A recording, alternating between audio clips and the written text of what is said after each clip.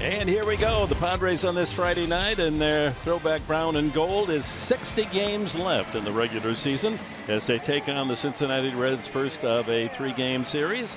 Edwin Jackson on the mound. San Diego County Sheriff Department honored before the game tonight. Each player will sign an autograph before we go to work tonight. And here is the Reds starting lineup, brought to you by Hyundai. Billy Hamilton leads it off, the speedster who leads the National League in stolen bases. Then Zack, Cozart. Joey Votto's been red hot of late. 12-game hitting streak, batting .500. Jay Bruce the same, 5 straight games with a home run. Adam Duvall, left fielder acquired from the Giants in the offseason. He's delivered 25 homers as well. Brandon Phillips, the veteran second baseman, hits 6th. Eugenio Suarez is the third baseman. The catcher Tucker Barnhart will bat 8th, and Brandon Finnegan, the pitcher, in the 9th spot. And right-hander veteran Edwin Jackson on the hill. His scouting report brought to you by Anderson Plumbing, Heating, and Air. He's very aggressive in the zone. Sometimes he can be a little wild, effectively wild. Hitters won't really dig in there. Hopefully we can see a good outing. I like what I've seen in Edwin Jackson so far. Third start at the Padres. We check the defense behind Jackson, brought to you by your San Diego County Ford dealers. Travis Jankowski will patrol center field with Dickerson in left and Kemp in right. On the infield, the Yars are on the left side. Rosales and Ramirez at third and short. Schimpf and Myers at second and first base. Norris behind the plate for the 32-year-old right-hander born in Germany, Edwin Jackson. With the evening cover coming in off the Pacific, it's cooled down a bit. Beautiful sunny San Diego day out this Friday. And here we go. Padres took 3 out of 4 in Cincinnati. Now it's the Reds' turn here at Petco on the first pitch of the game. Just misses outside. Got to keep Hamilton off the bases. Once he's on there, a tear as a base stealer, has 34 this year. Bunted back to the mound. Jackson hustles to the ball and throws him out by a step. That'll bring up shortstop Zack Cozart. Cozart has not had good success against Jackson in their career meetings, 1 for 15, but he's in, like many of the Reds, in a hot hitting streak, hitting safely in the last 9. As we check the umpiring crew with Dana DeMuth, the chief behind the plate with Gibson, DeJesus, and Estabrook on the bases. In there for a strike. Cozart checking in at 266, 15 home runs, matching his total of a year ago.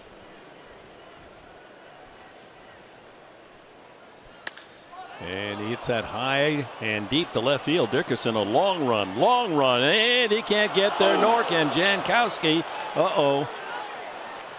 Dickerson is having trouble getting up, and Jankowski finally hustles the ball in. It'll be a triple for Cozart.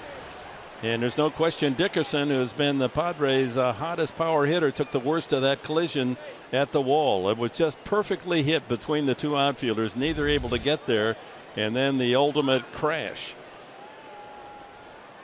Got him up in the upper right thigh and knee.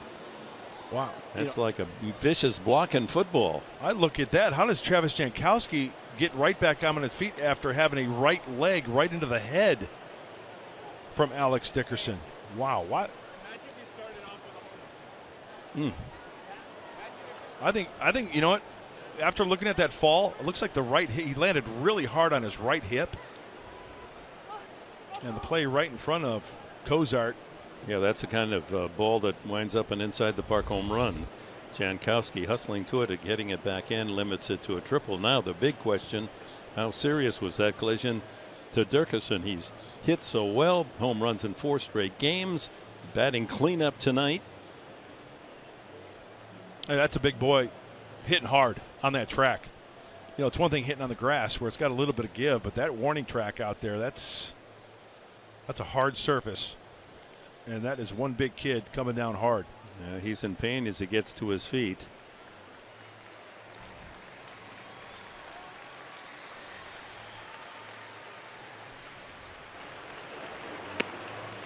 You know, you wonder through the course of a season with so many balls just intersecting the outfielders and 2 men on the dead run trying to catch it. You can't take time out to slow up to see where the other guy is. It's a wonder it doesn't happen more often. And Alex did a good job going back. He double checked. He flash looked at the wall before he hit the track. And then Travis, when Travis Jankowski is trying to intersect with Alex Dickerson, that's a mismatch. Yeah, Travis Jankowski hits the brakes and he slides to try to break. And I'm still amazed that Travis didn't really get shaken up. Yeah, they're looking at his forehead now. Now watch as he lands on his left hip. Right hip. Right there. That's a big boy going down hard. Jankowski did indeed take a pretty good sock in the upper left forehead. I know there's a lot going on there, but you know what? One thing is that I think is a positive. The spikes of Dickerson were up off the ground when Jankowski hit him. He did not get a foot caught, which I think could be a good thing because remember Kyle Schwarber with the Cubs in Arizona this year? Same type of collision. It really was. And he was out for the year with a torn up knee. Well, Dickerson's going to come out of the game. They'll get an ice pack on that injury as fast as they can, but not so serious that he has to be helped off the field. At least he can make his way on his own. Big screen out in left field replaying the collision. You heard the ooh from the crowd in the background. Christian Bethancourt, the all-purpose catcher, utility, relief pitcher. He's going to go in to play left field. At least he was the first to get up to get ready. Well, that's a shame. Dickerson enjoying such terrific success in the last 4 games, 9 for 18, 4 of them home runs. In the last 18 games, hitting .322 to prove himself as a bona fide major leaguer. The power from Poway, and then for this to happen. Fans behind the Padre dugout, first base side, giving him a hand as he comes off.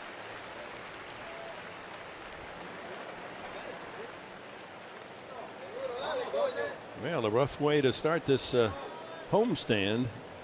Second batter up. Well, that's a good sign, Dick. He's the way he is walking off the field. Michelle Mar goes on the case as soon as we get an official word from the clubhouse. Of course, we'll share it with you. So if you're keeping score tonight, you can insert Christian Bethancourt in that cleanup spot.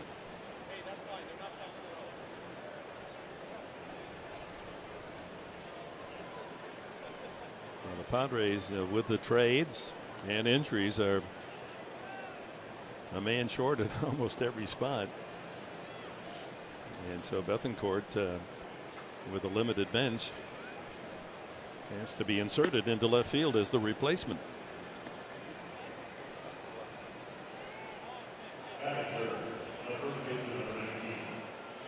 So in terms of strategy, immediately Andy Green, Mark McGuire have to think through, as we get later into the game, we've got to think way ahead. And of course, that's a chess game every manager has to play. Yeah, you know what the combination was I was thinking of? I was thinking maybe Wallace at first base and putting Myers on left. Just a thought, and that's what's great about baseball. You can jockey around which you feel fit. Infield in for Joey Votto. And he has been a red hot. Votto in a 12-game hitting streak is 20 for 40, hitting .500 with 4 home runs. And against Edwin Jackson in his career, hitting over 400 and a couple of homers. So the matchup here favors Votto and the Cincinnati Reds. Infield will try to choke off that run from third. In the dirt again. He may not want to give Votto something good to hit, but then you got to face Jay Bruce. Well, that second pitch was a breaking ball in the dirt. 2-0. Let's see what he throws him here. Bruce with 25 homers and 79 runs batted in, among the leaders in the National League in both categories.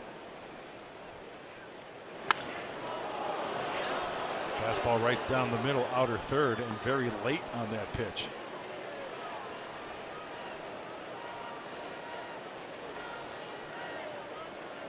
Votto annually among the leaders in most walks, 74 times this year. Didn't get the call. 3-1. It looked like he didn't get a call right there as Dana DeMuth, the home plate umpire. Well, as long as that foot is on the part of the chalk line. Is it? Yeah, it's kind of tough to tell. He's screening with his calf there. And another walk, number 75 on the year. So runners at the corners for Jay Bruce. 1 out. Bruce leading the team in hits, a couple of hits from 100. Since the All-Star game, 7 home runs to boost his total to 25. I think the way that Andy Green might be thinking here is that Jay Bruce is tied for the lead in grounding into double plays this year with 11. So you make a good pitch here, you get a grounder, take your chances that way. And he's a more likely strikeout candidate than Votto.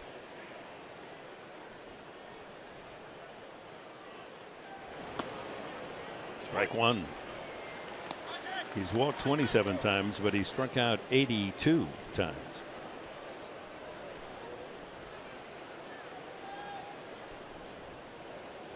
Reds have been hot. Last 10 games are 7-3.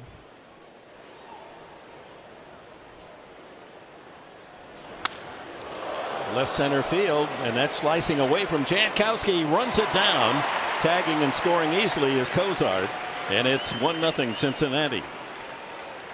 Number 80 in that RBI column for Jay Bruce.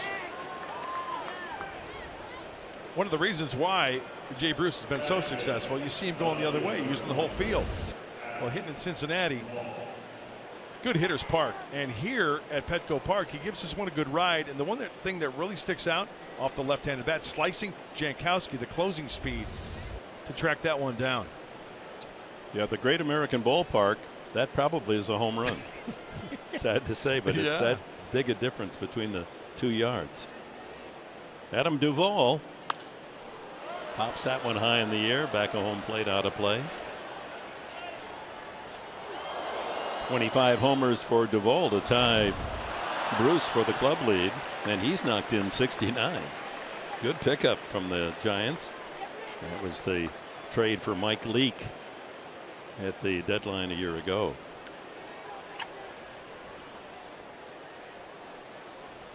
Two away. Votto at first, and the Reds on the board here in the top of the first.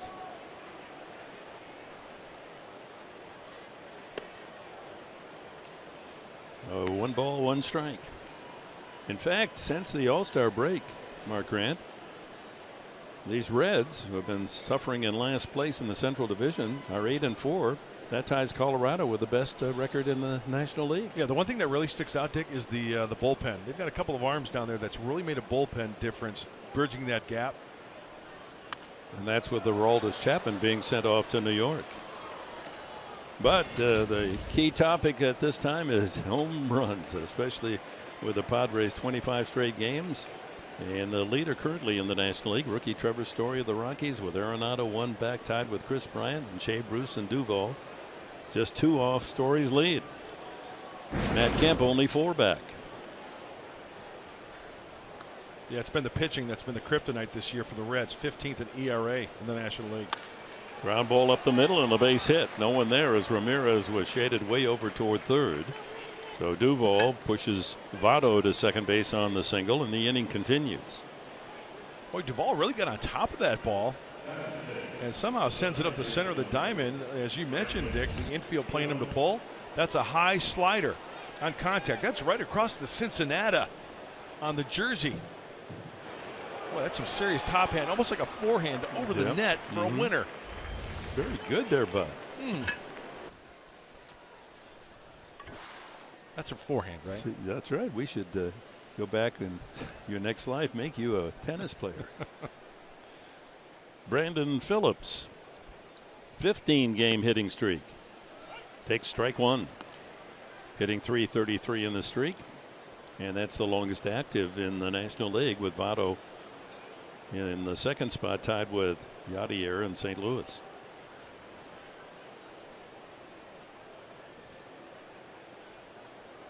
Two on, 2 out, a run home for the Reds.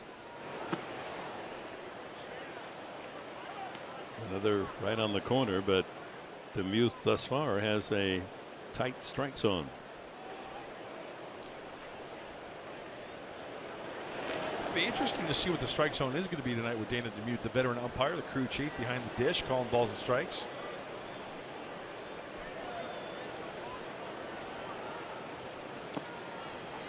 Two balls and a strike.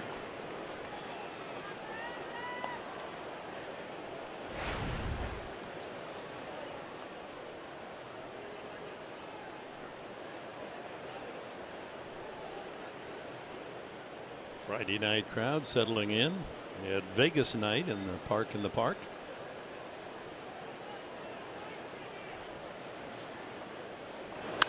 Ripped up the middle and through into center field. That'll bring Votto around third to score, and on to third goes Duvall. It's 2-0 Cincinnati. Yeah, these Reds have really been hitting the ball since the All-Star intermission, and they show that here early against Edwin Jackson. Well, one of the things that Darren Balsley said before the ball game, for Edwin Jackson to be effective, is throw the breaking ball for strikes. That's just a good old-fashioned two-seamer down the middle. And the veteran Phillips stays out to send it ground ball to Jankowski, just catching too much of the plate. So first and third with 2 outs to Suarez, the third baseman, hitting .233, but with a good power number, 17 home runs.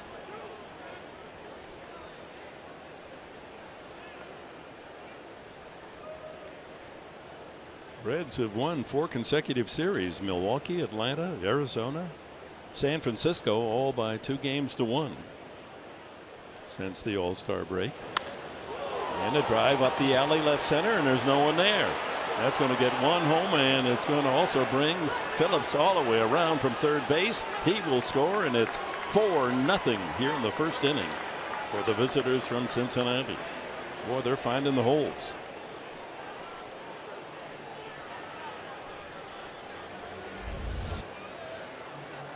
You know, the breaking ball's been up too from Edwin Jackson. That's an adjustment that he knows he has to make. He can't be living at the top of the zone, because up in the zone it's going to hang up there a little bit, not break as much. Doesn't mean you can't throw a breaking ball. It's just a matter of getting it out and out there.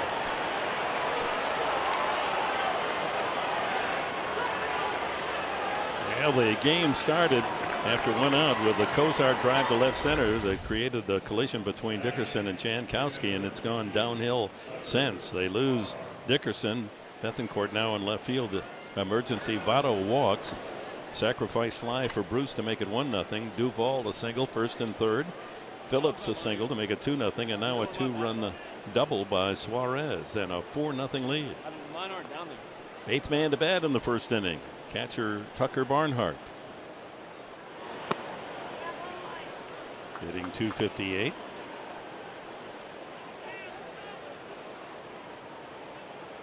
He was a tough out for the Padres in the Cincinnati series in the Queen City. Padres winning 3 out of 4 there. 1-1. Pitcher Finnegan on deck. 54-year-old Brian Price, the skipper in his 3rd year of Cincinnati. Cal Berkeley, pitcher in his collegiate days.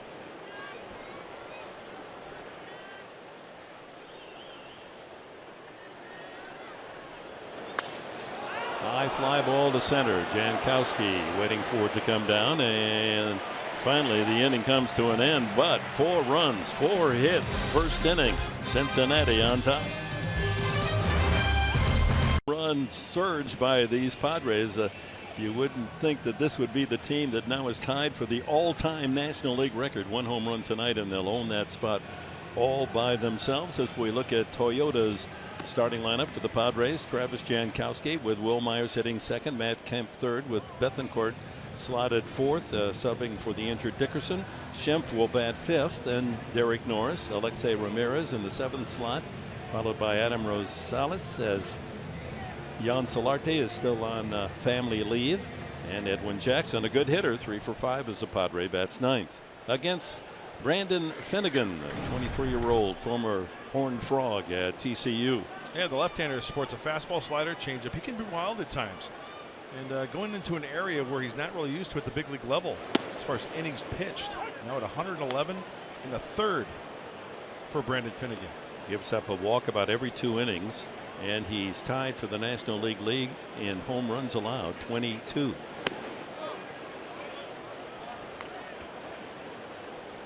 In the series at Cincinnati, the Padres beat him 3-0 when Drew Pomeranz got the win and homered off Finnegan.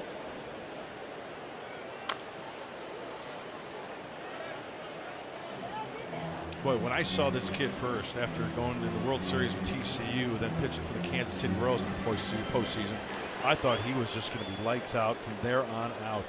And he's got a good young left arm, very aggressive in the zone. The kid's a bulldog. He's a gamer. 5'11", 200-pounder. And he strikes out Jankowski looking. 1 away. A look at the Cincinnati defense tonight. In the outfield, Duvall in left, Hamilton in center, and that's Jay Bruce in right field. Suarez and Votto at the corners of the infield, with Cozart and Phillips the double play combination, and Barnhart behind the plate. Will Myers trying to snap a 7 for 45 streak, 16 strikeouts since the All-Star game. His average has dropped some 25 points.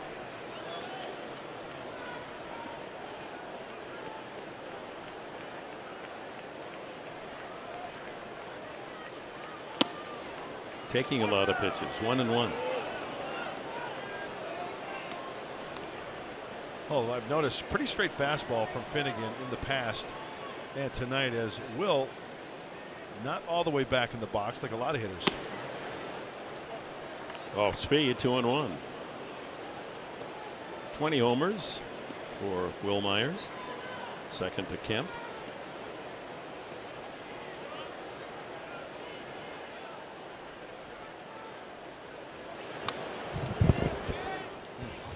Clips the high fastball back to the screen.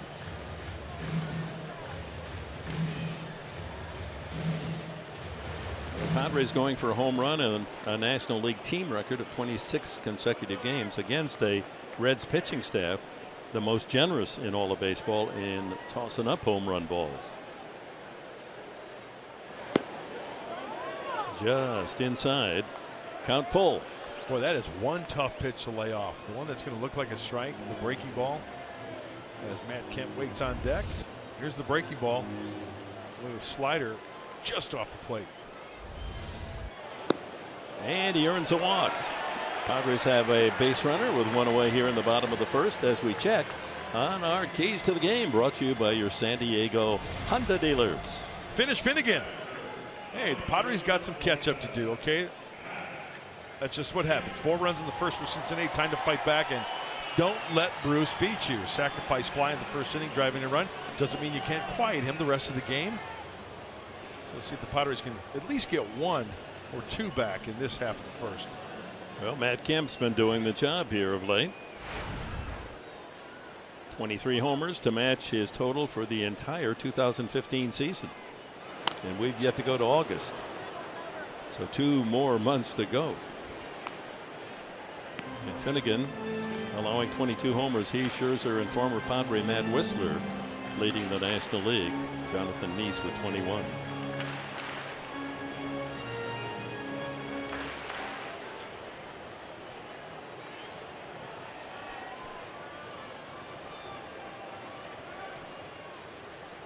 Five home runs on the road trip for Matt Kemp.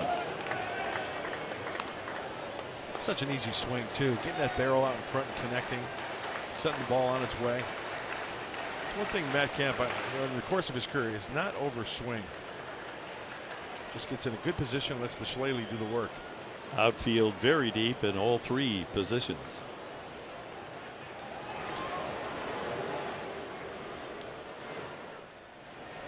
About a step, 2 steps farther back than most outfield alignments.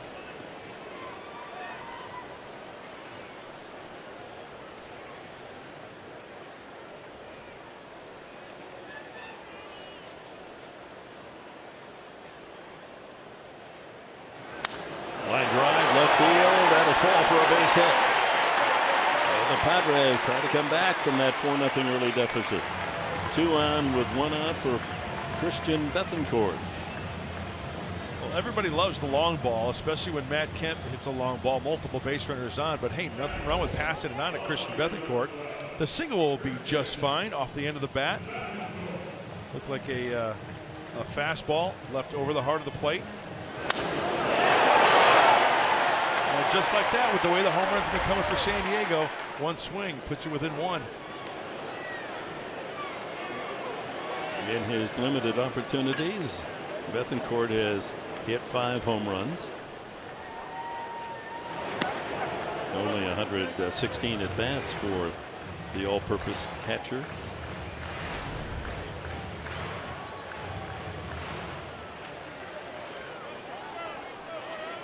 Batting fourth with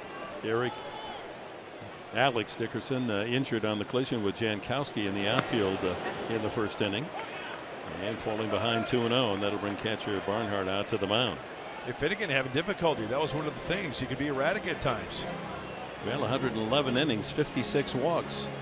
Well, that's too high a number for Brian Price, his manager, or Finnegan himself, and he's walked Myers here to start this first inning with 1 out, and now Kemp single.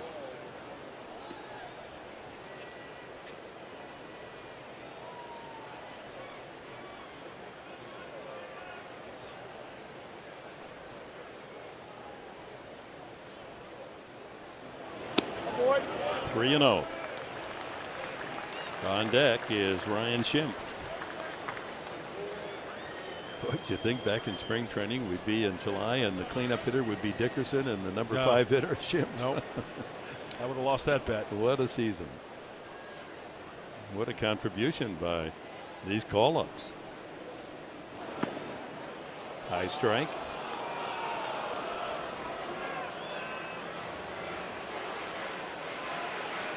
Clearly in the strike zone. Bethancourt jumping away as if it was out of the zone, hoping for ball 4. Now 3-1.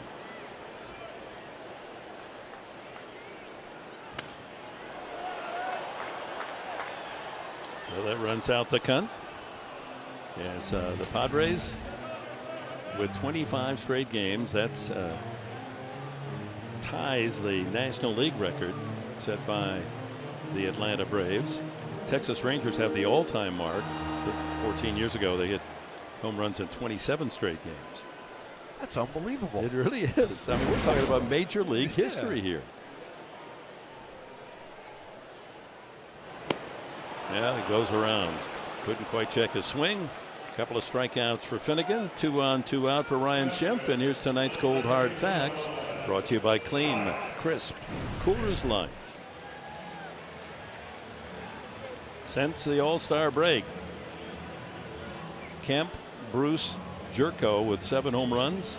Story with 6, and Schimpf, along with Justin Turner of the Dodgers, with 5. It's a great story in itself right there. It certainly is. Finally getting a chance at a big league level. Outside, ball 1. Oh, I mentioned it when we were in Toronto, that Ryan was a victim of the depth chart of the Blue Jays. Going back to Aaron Hill, Cesar Izturis, among other infielders anchored at second base for the Jays back then. Finally, at age 28, he makes it to the big time. Outside, 2-0. He's always been a home run hitter in the minor leagues. Last year at New Hampshire in AA and Buffalo AAA, had 23 home runs total. Had 15 at El Paso before being called up this year by the Padres. High, 3-0. Finnegan's control wobbly, but he was able to rally from 3-0 down against Bethancourt and struck out Christian. Myers from second and Kemp from first, ready to roll with 2 outs.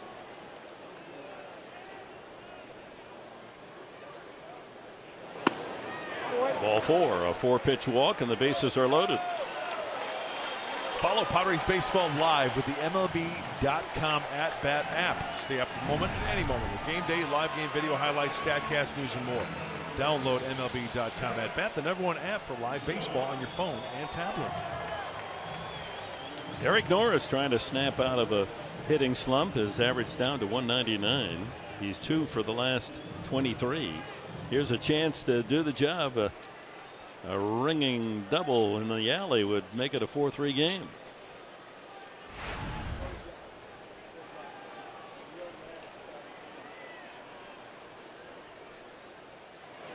He lines one to the third baseman. Suarez in the right spot. That was headed for the left field corner. So the Padres leave 3. Tough hitting continues for Derek Norris. He hit it right on the button to the leather at third. It stays 4-0 Cincinnati. I believe that the Marlins got a good one, and he's going to help them down the stretch run. And you know, I wasn't here for the previous few years of Cash, but you know, he's got as much upside as anybody, and you know, we would love to be able to hang on to those guys and competing for a pennant right now. It's just not where we are, so it's kind of our job as an organization to get the most out of we can these guys and bring back prospects that give us a chance to compete in the future. Well, that's the facts, ma'am. That the Padres are not in the pennant race, so they have to make deals and look for the future. Yeah. Thank you, Joe Friday. Yeah. Appreciate that. Jack Webb. There you go. In my youth, that was really the big show, wasn't it? And you know, while we have a moment, I think we owe Cash a thank you. He was great with us. Interviews, just being a good egg, and we wish him well. Except when he pitches against the Padres. Yeah, right. And we're good. We may see him down the line. The Padres go to Miami in late August, a weekend series against the Marlins, the 26th, 7th, and 8th of August. And let's not forget, Andrew Cashner was going through a lot off the field as well with his family and his mom. And, you know, we never know until we walk in somebody's moccasins, right? Right. So we don't know what the effect was on Andrew. But I tell you what, he went out there every 5th day and gave it his best. And we wish him well. I'm going to miss the cowboy boots. 3-1 now to the pitcher, Brandon Finnegan, leading off in the top of the 2nd. Edwin Jackson and the Padres down 4-0 early. Broken bat fly ball on the infield, and who wants it? Ramirez takes it right out of the glove of Schimpf for the first out. Time now for the top tier player profile, brought to you by Arco. And we go back to the trade today. Jared Cozart was the 38th round pick in 2008 by the Phillies, traded to the Astros and then to the Marlins. 57 starts in the big leagues. He's 16-18. The ERA respectable at 3.69. And the thing is, big league time, right? 4-year major league career. He's got some time up and down in 50 career games, 58 career games. Check that. He might be the starter on Sunday. That's not been announced as yet. Billy Hamilton tried to bunt his way on the first time and was thrown out by Jackson.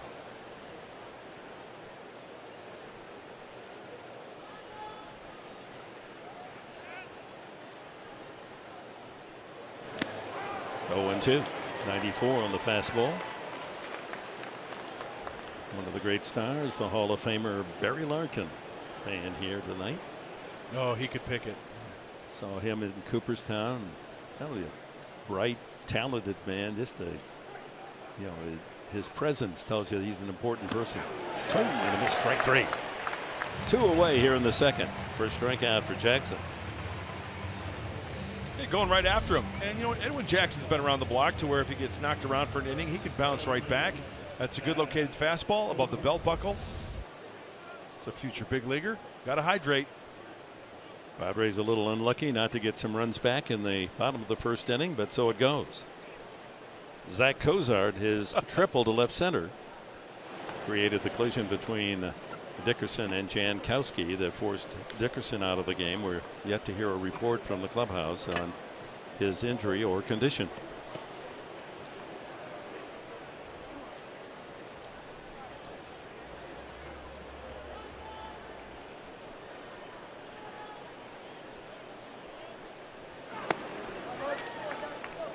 .94 on the fastball. Jackson's got the velocity. Okay, Dick, we've got the homemade signs. I love that. It's my homie's 13th birthday. Keep home run sneak alive. I like it. Good job, fellas. That's in there. 2-1. Takes a lot of time and effort to make that during the day and bring it to the yard. So love the homemade signs. The first inning triple, Cozart's hitting streak up to 10.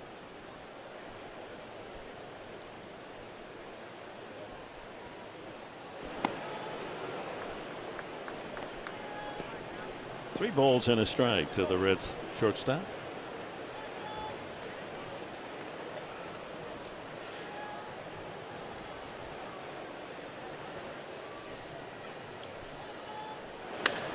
Pulled to the hole and through. The fifth hit. Boy, you just had this feeling. The Reds base hits, all of them have been just perfectly struck between the infielders and outfielders. Not necessarily over hit, but finding the holes. There's another. Whereas the Padres line into a third out with the bases loaded.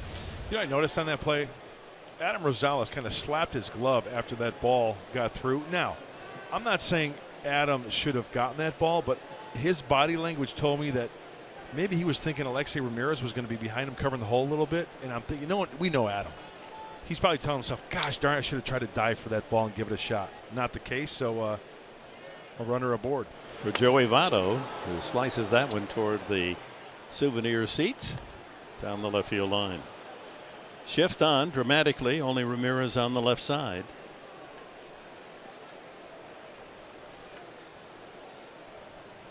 Rosales over playing at the second base position with Schimpf out in shallow right field.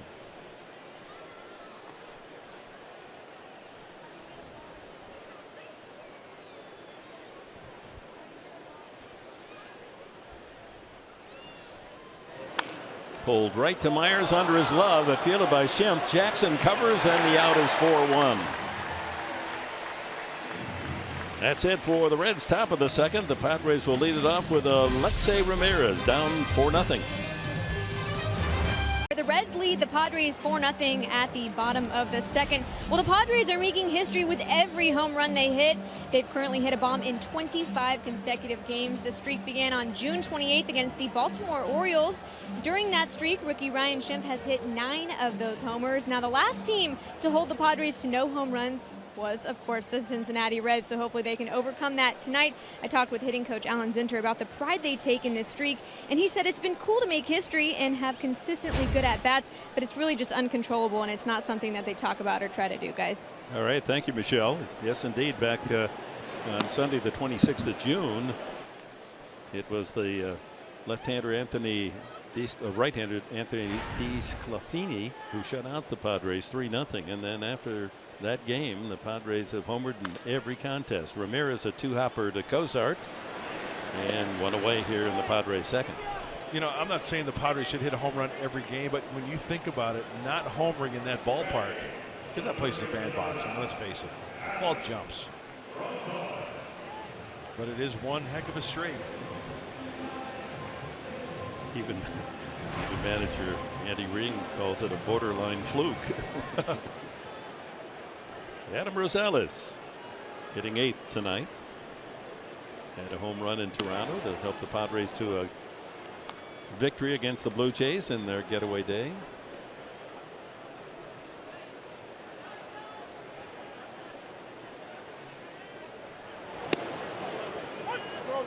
.90 on the fastball, 1-1. Yeah, Finnegan can touch mid-90s.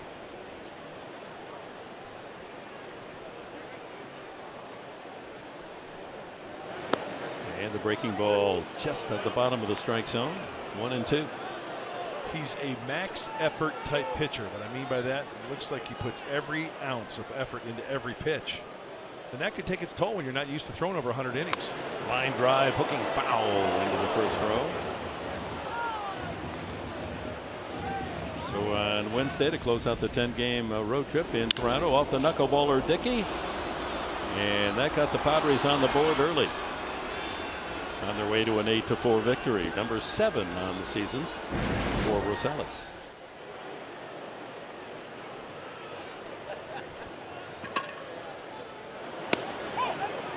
Caught looking, and that's the third strikeout for Brandon Finnegan. Brings up Edwin Jackson, the pitcher. They had 2 good fastballs to hit that at bat. Just couldn't pull the trigger. Nice turnout on Friday night to open this homestand. We'll also see Milwaukee and Philadelphia. 9 games in the current stand, and all 3 teams with losing records. Perhaps the Padres can make some hay here.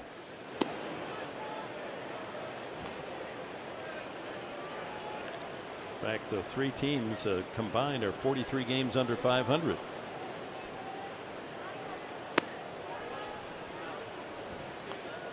(2-0) to Jackson. 3 hits and 5 at bats as a Padre. That looks pretty nice. A .600 average. This looks like a hitter, doesn't it? It sure does. I'd like to see him lay into one. Breaking ball to the opposing pitcher at 2-0.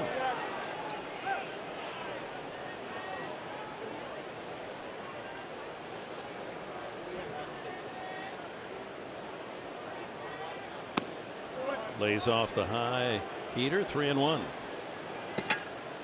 So the pitch count up to 35 for Finnegan for 5 outs. Well, he took a home run cut. Just stay tuned. Next half inning, Scotty Miller, Fox Sports San Diego MLB Insider, is going to join Dick and I and give his insights on all the dealings, not only with the Padres but around Major League Baseball. Couple more days left. That's out of play. Monday. Can August be here already? August 1st is Monday. The deadline, usually it's around 5 o'clock Eastern time, 2 o'clock on the West Coast. It's a day later than normal.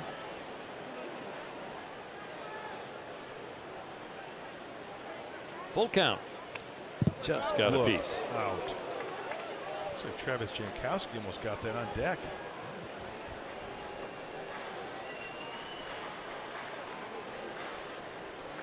Well, they sold tons of merchandise during the All-Star break with the brown and gold. You see that all over the country in my travels the last couple of weeks. So a lot of folks wearing those colors after the All-Star game. Got him. So 4 strikeouts for Finnegan in the first 2. He gets the side in order in the second. We move ahead to the third. Jay Bruce will be aboard for the Reds. So we saw him basically anywhere from 96 to 100, and he's pitching at 97, 98, and he's holding it for 6 or 7 innings. It's a good changeup. I think he's a guy that I think our scouts kind of debated a little bit, start, relieve down the road, but ultimately I think I just feel like he has a chance to be a starter, and he's a guy that a lot of helium in our room in terms of where he's at prospect value wise, and I think a really good get for us. A.J. Preller, the Padres general manager, discussing the trade made today with the Miami Marlins, and Luis Castillo, hard-throwing right-hander, part of the deal from Miami, pitching at the Class A level currently. As we go to the third, 4-0. The Reds in front, and Jay Bruce leads it off for Cincinnati, followed by Adam Duvall and Brandon Phillips, the middle of the order for manager Brian Price. Shift on for Bruce. Sacrifice fly in the first inning for Bruce to knock in his 80th run of the year. Scott Miller, MLB Insider. We saw you last in Cooperstown. Nice here, nice there, wasn't it? We had a nice time over breakfast last Sunday morning, on the morning of the induction, I believe it was, looking out onto Lake Otsego and at the hotel there. Beautiful place. Glorious, isn't it? Love it. It really is. As great a weekend as there is in baseball. Yeah, you're rubbing shoulders with the greatest in the game, and they treat you like one of their own. Yeah. Well, it's your time of the year. Nothing more juicy than talking about trades or seeing the culmination of them as Bruce rolls out to Rosales over on the second base side for the first down. Well, the trade today with the Miami Marlins, did it surprise you? No, several teams were looking at Andrew Cashner. The thing, Dick, is at this particular trading deadline is so diluted. A year ago, we saw David Price traded, Cole Hamels, and Johnny Cueto, all 3 guys that are season-changing type of guys. And we saw Johnny Cueto help Kansas City get to the World Series and win a World Series. This year, there's the marquee names aren't there, which really played into the Padres' hands, I think, because the names you saw in the market, guys like Andrew Cashner, Jeremy Hellickson in Philadelphia, it's a seller's market, and so the price for those guys was high, and A.J. Preller played it very nicely. Scotty, how many teams were interested?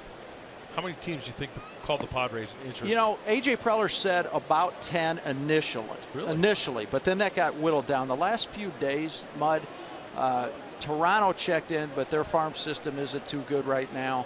The Marlins, the Baltimore Orioles, those were the teams. San Francisco checked in as well. The Giants need a starter and a reliever. They got Eduardo Nunez, the infielder from Minnesota, the other day because Duffy and Panic are injured right now, and they needed some infield depth. But where Cashner was concerned, you know, those four, San Francisco checked, Baltimore, Toronto.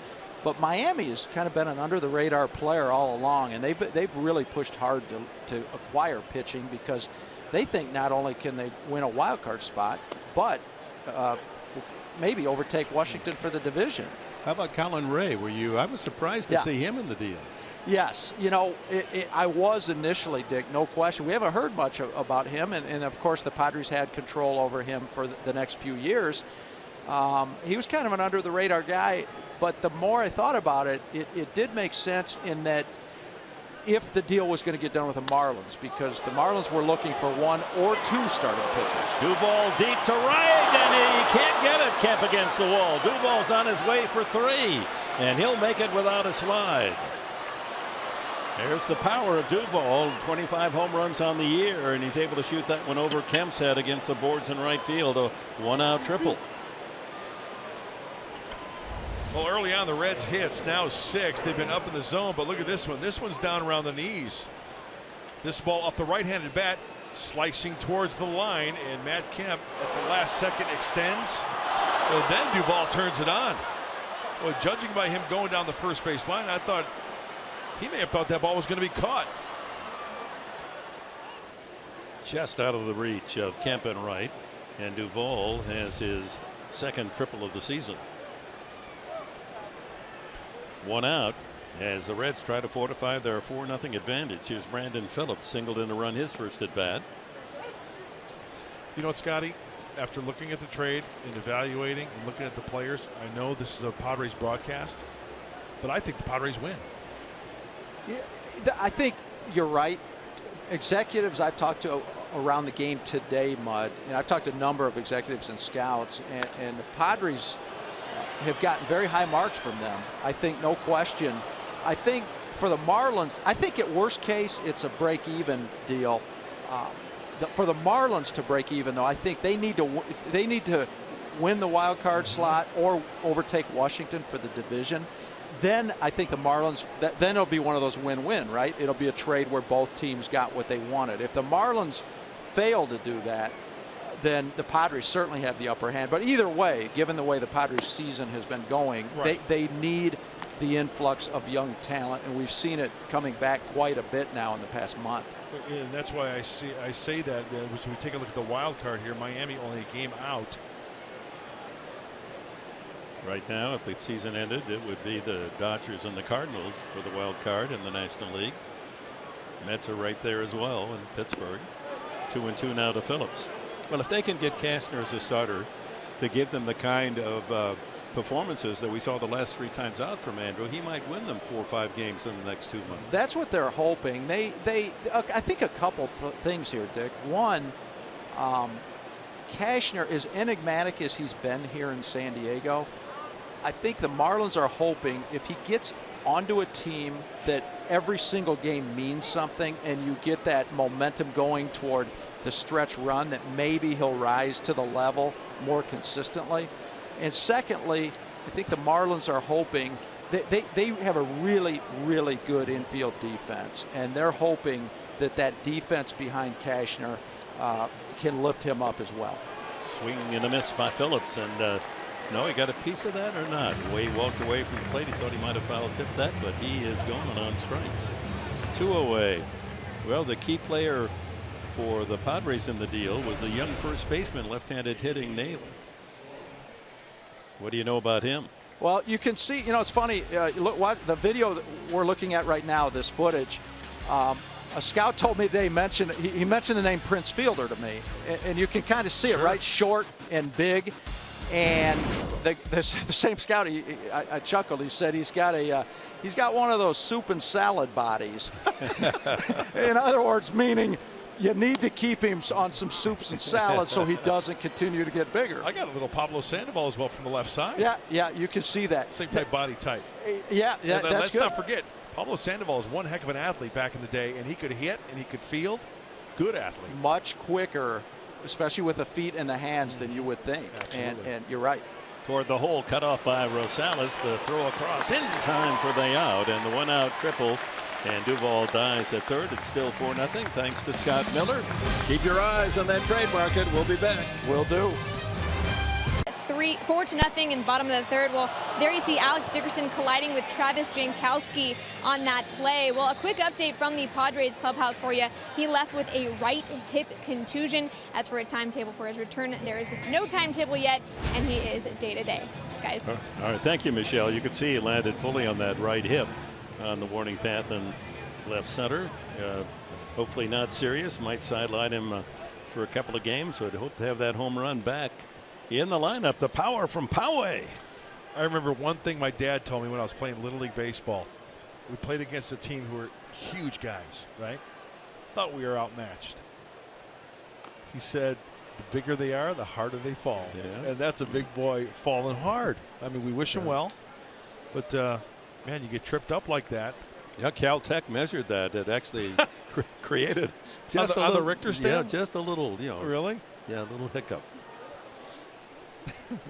Well, we wish him well. Yeah. Not making fun of you, Alex. No. We want you back in that lineup. Jankowski leading off here in the bottom of the third. Skies it to center, and Hamilton squeezes the first out here in the last of the third. That'll bring up Will Myers. Myers walked his first time, and then Kemp singled, and with 2 outs, Schimpf walked to load the bases, and Norris blistered a line drive. Looked as if the Padres were going to get a couple of runs back. That would have been a double into the left field corner, but third baseman Suarez there to glove it for the out. Well, his home record certainly shows that he likes the San Diego cuisine. 123 points higher hitting here at Petco than on the road. And that was my go-to stat for picking him tonight for Pick the Stick. Back at the home digs here. He loves hitting it here at Petco Park, and the numbers prove that. He walked the first time and falls down on the count, 2 strikes.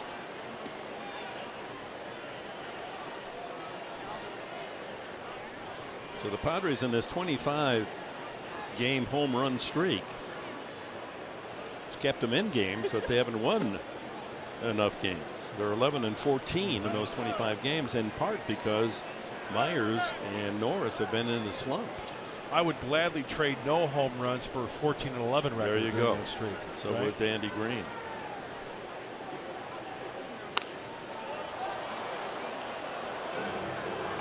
One out, Myers, Kemp on deck. Well, I know there's a big Padre fan out there watching on TV who is a huge Padre fan. Kyle Musella and his wife Kimmy, son Colt, they're rooting for the Padres to hit another home run tonight. We wish them well. Taking in a big league ball game tonight on TV. They watch every night.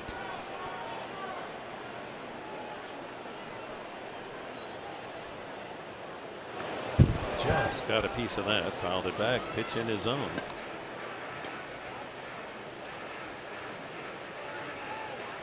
A couple of rock stars enjoying the big league ball game. No way. Just because that appearance, you think they're a rock star, right? Or maybe they are. Do you know they are? I know, but they enjoying themselves, huh? Look like rock stars to me. They could be pebble stars and not rock stars, you know. Got to grow into being a rock star. Yeah. Hey, you know what's going to happen? Andrew Kastner going to Miami. He's going to be 5 pounds lighter. I know. He's going to have to shave that beard. Unbelievable. That might help.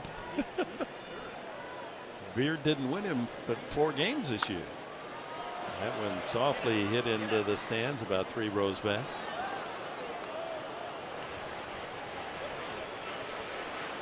That ought to be worth a commercial. You know, if Kastner's agent's on the case, you make a deal for with a razor company or a barber shop or something, and say, you know, give the money to charity. Why not? That's a lot of hair there. You could make about 3 wigs out of that beard. I'll call Cash, see if he can send that hair my way. Low and away. And Sailor 2-2. It's a good battle going on here with Will. Change up that last pitch. Laying off nicely.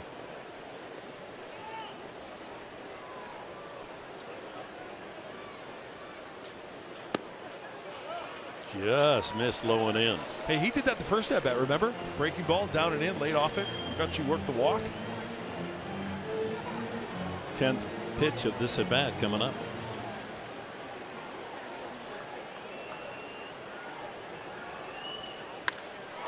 That ball drilled into left field and over the head of left fielder Duvall. Myers can cruise into second with a stand-up double. Now that's the Will Myers pre-All-Star break we learned to love and enjoy. A bullet double to left.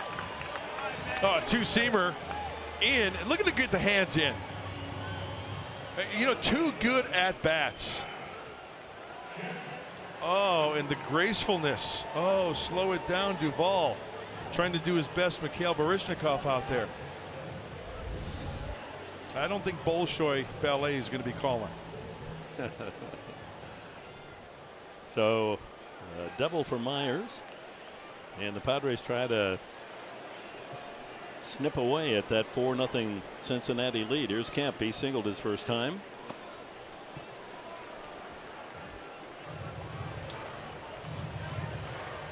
'69 runs batted in for the Padres right fielder.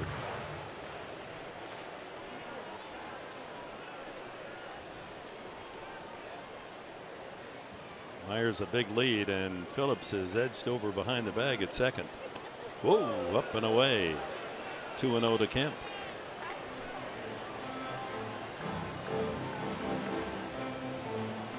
Again, falling behind here. Do some damage for Matt Kemp. He does have Bethencourt on deck. A lot will be told here, 2-0, what Finnegan tries to do with him.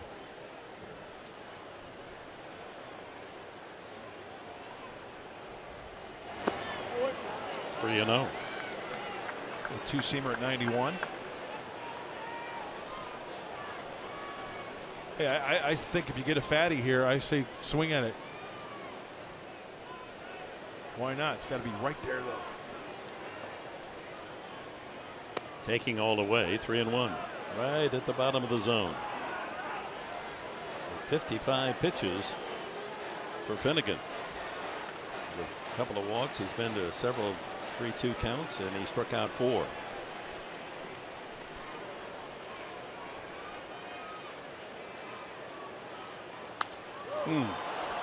He got his pitch, fouled it off. Professor, I just think you did an imitation of me, an impression. I did? That's great. That's great analysis, isn't it? Well, let's hear it again. Wait. Oh, yes. Of just a little I can bit. even do it in slow motion if you want me to.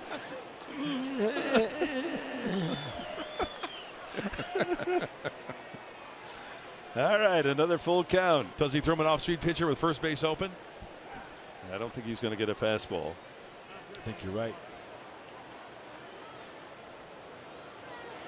He gets a fastball, and it's low, ball 4. Third walk from Finnegan. Tomorrow, MLB on FS1 is back with a big-time doubleheader. Division leaders square off when Bryce Harper and the Nationals battle Buster Posey and the Giants. Then the Cards try to tame the power of Giancarlo Stanton and the Marlins in a game you can only see on FS1. The action begins at noon Pacific on FS1, or watch it live on Fox Sports Go. And never enough baseball at 5 o'clock here on Fox Sports San Diego. Padres Live, the pregame show. Game 2 of our series with Cincinnati. Christian Friedrich, 4-6 against Anthony DeSclafani. He's 6-0 for the Reds. Well, here's Bethencourt again with men aboard. Can do some damage. Trailing 4-0. And he pulls it foul. He came up in Dickerson's spot in the first inning with runners at first and second, but struck out swinging. Myers at second, Kemp at first. Myers looked as if he's given a signal over to Kemp, like maybe be aware I might just try to pilfer third. He's got a good lead.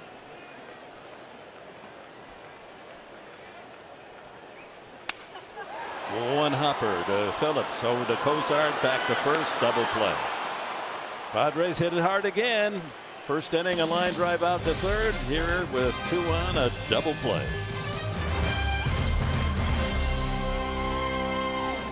Diego presents Padres Baseball, brought to you by Sequan Casino. Sign up for the new Padres Club Card today.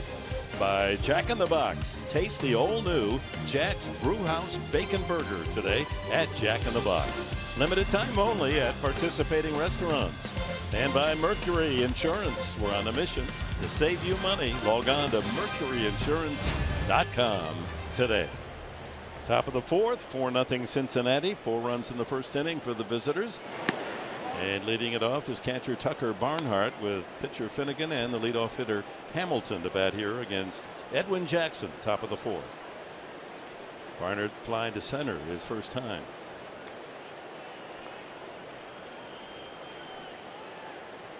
Always a highlight. You get to the 4th inning here at home, and Mark Sweeney comes in and joins us in the booth.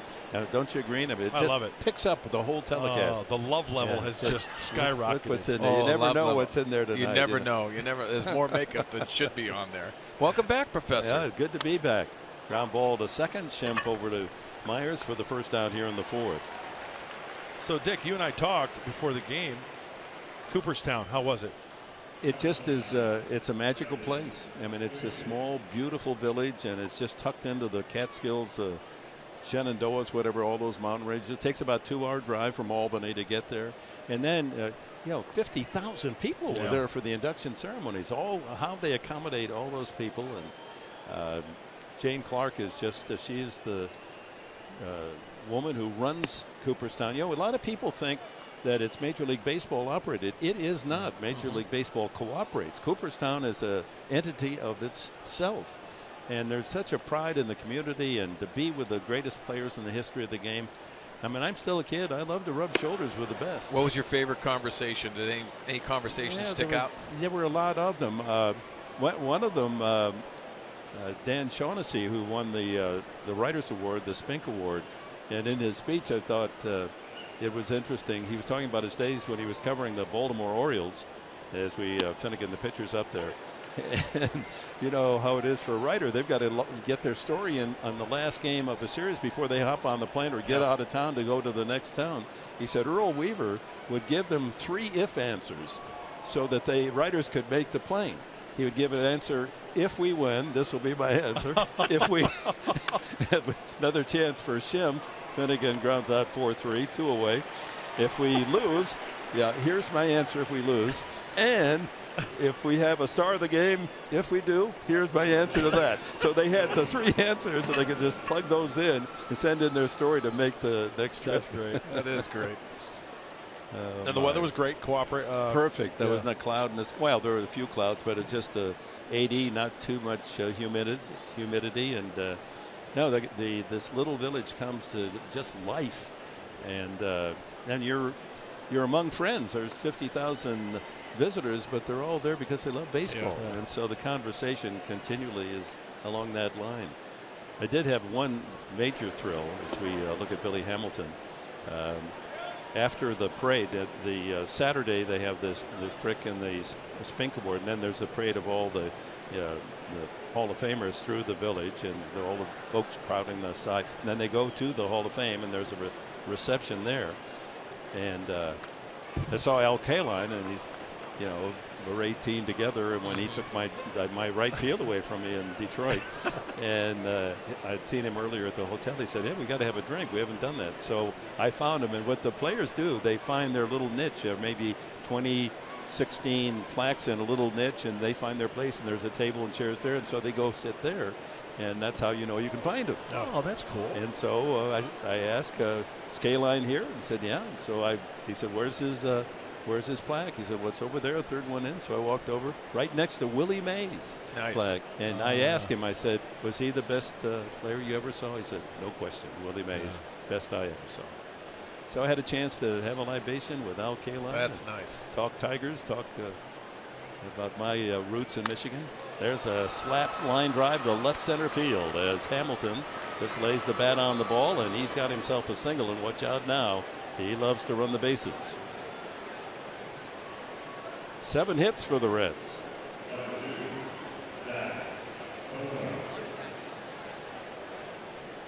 I was really moved by Mike Piazza's speech. I thought it was brilliant. And you could, there are speeches where you read words, and then there are speeches where your heart reads the words. Definitely. And I really thought that. Well, they were both good, but I thought his particularly so. The one that stuck out for Junior when he was up there for me was that he had that cool persona. Yeah. That he never really showed a lot of emotion. Well, when he got excited, he did. But the soft side of Ken Griffey Jr. really got me, and that's kind of when that choked me up a little bit. I think both of them having the influences of what their fathers really made an impact on me in their speeches. I thought they were both fantastic. Ken Griffey Sr. was just sitting over to my right, and he couldn't even look at his son. I mean, he had his head down right from the start. So I know when Junior looked out and saw his dad was probably crying before he even got up there. And that showed he was going to be really tough, and he's not going to cry. 20 seconds in, it was coming. It was flowing. And when Mike Piazza showed his appreciation and his love for his dad in Italian, how good was that? That's when I lost it. I thought that was very, very sweet. Yeah, it was. It was when he said that we thought we had to buy a ticket to come here. That's right. And the impact of what his dad made. Just think about that, and how do you figure this game? It comes down to what's baseball. Here's the first #1 draft pick ever to make it to the Hall of Fame, Griffey. And then what round was he? 62nd round. Yeah. Piazza, I mean, everyone forgot him, and that was a justifiable punchline, a humor. I thought I'd have to buy a ticket to go to Cooperstown. You got to watch Hamilton here, leading the league with his 34 stolen bases. And all the time, I couldn't help but think, as I enjoyed the weekend, maybe next summer, Trevor Hoffman. Yeah. Oh, yeah. I think it's going to happen. I really do. Cozart, a triple and a single. And fouls it back. Showed very well last year in the voting, and I think that surprised some people about what the closer is looked on in this game of baseball. A lot of word behind the scenes for Edgar Martinez, and that's going to be an issue with someone who made most of their major league career as a designated hitter, and they look ahead of David Ortiz. It looks as if, with his popularity, he's going to help Edgar Martinez, I think, get a chance to make it through. Line by Cozart. There's Jankowski to run it down. Cozart bidding for his 3rd hit of the night. And we go to the bottom of the 4th. It'll be Ryan Schimpf leading it off for the Padres. It's time now for a memorable moment in Padres history, brought to you by Geico. On this date, 1983, Steve Garvey's consecutive game streak ends at 1,207. He had injured his thumb against Atlanta. The streak remains the longest in National League history and the 4th longest ever in the majors, behind Cal Ripken, Lou Gehrig, and Everett Scott. Great moment in Padres history. Garvey was a Padre at the time. There's Garvey's surfboard out there. San Diego Beach. That's nice, isn't it? I love that area. I was out there for the home run derby. A lot of fun. Bottom of the 4th. Schimpf rips one but foul. Did you get many balls out there in the home run derby? You know what? A guy caught one in his cup out there, the drinking cup.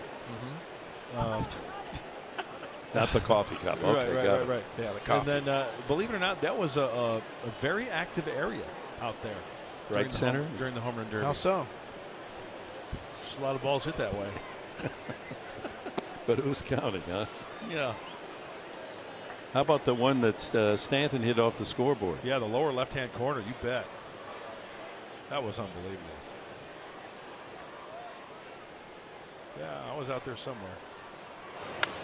Schimpf hits it high in the air, shallow in right center.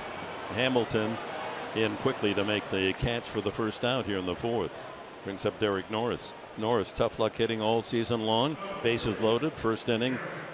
Gets into one, squares it up, and drives it toward the left field corner. Would have been at least 2 runs, but able to reach up and snare it with Suarez at third base, and the Padres denied their best chance.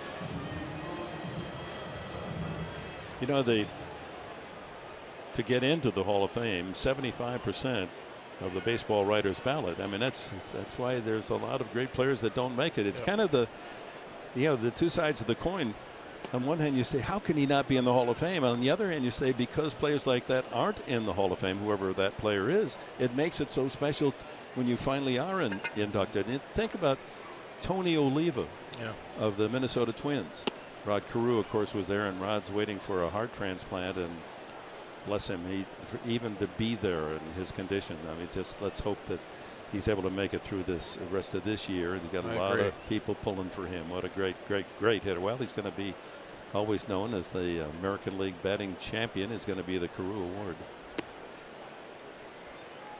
Anyway, Tony Oliva last year, the senior ballot only has 16 voters. You still have to get 75%, so you have to get 12 votes. Seems like that should be easy. Right. Oliva got 11. Wow. I mean, it's just that close, and he's not in. And many feel that he should be there. But yeah, you go on down the lines, going back to Gil Hodges. Even a local boy here, Alan Trammell. I think a lot of people would like to see him in that Hall of Fame. 2-2 to Norris. Way outside. Alexei Ramirez is next.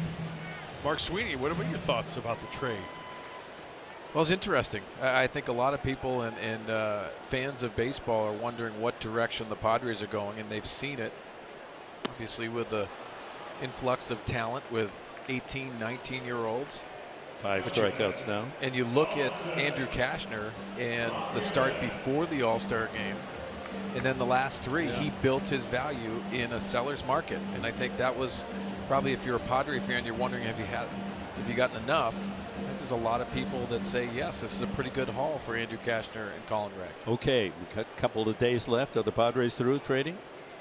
I would say no, because of what's going on right now. I think everyone is interested in if Derek Norris is going to be that guy. I say that's a position that I think a lot of people are going to wonder, can we fortify and be a better club with Derek Norris on our team? I agree with you, Mark. I think there's going to be one more deal. I could be totally wrong, but with the way the track record and AJ wants to try to load up on prospects, I'm sure there are still teams calling the Padres, asking about players. And I want to go back to my point regarding Andrew Cashner, why I think this deal is a win for the Padres. It has no reflection on Andrew not doing well with the Padres, but what I'm saying in return, the long term for the organization itself, because he was going to be a free agent at the end of the year. He probably wasn't going to be here anyway. So in that reason, getting what they got, the 3 pitchers, the young first baseman, I think it's a win for the Padres looking long term. Well, and also you got to look at it too. Were you going to give Andrew Cashner a qualifying offer? That's upwards of $16 million. So trying to put a value tag on that trade, and if you were going to keep him next year, what's the best way to do it? I think AJ Preller and his staff did a tremendous job scouting every piece in this trade. 3-1 now to Ramirez. Bases empty, 2 outs here in the 4th, and the Reds scoring 4 times in the first inning, enjoying that 4-0 advantage. At the knees, 3-2. You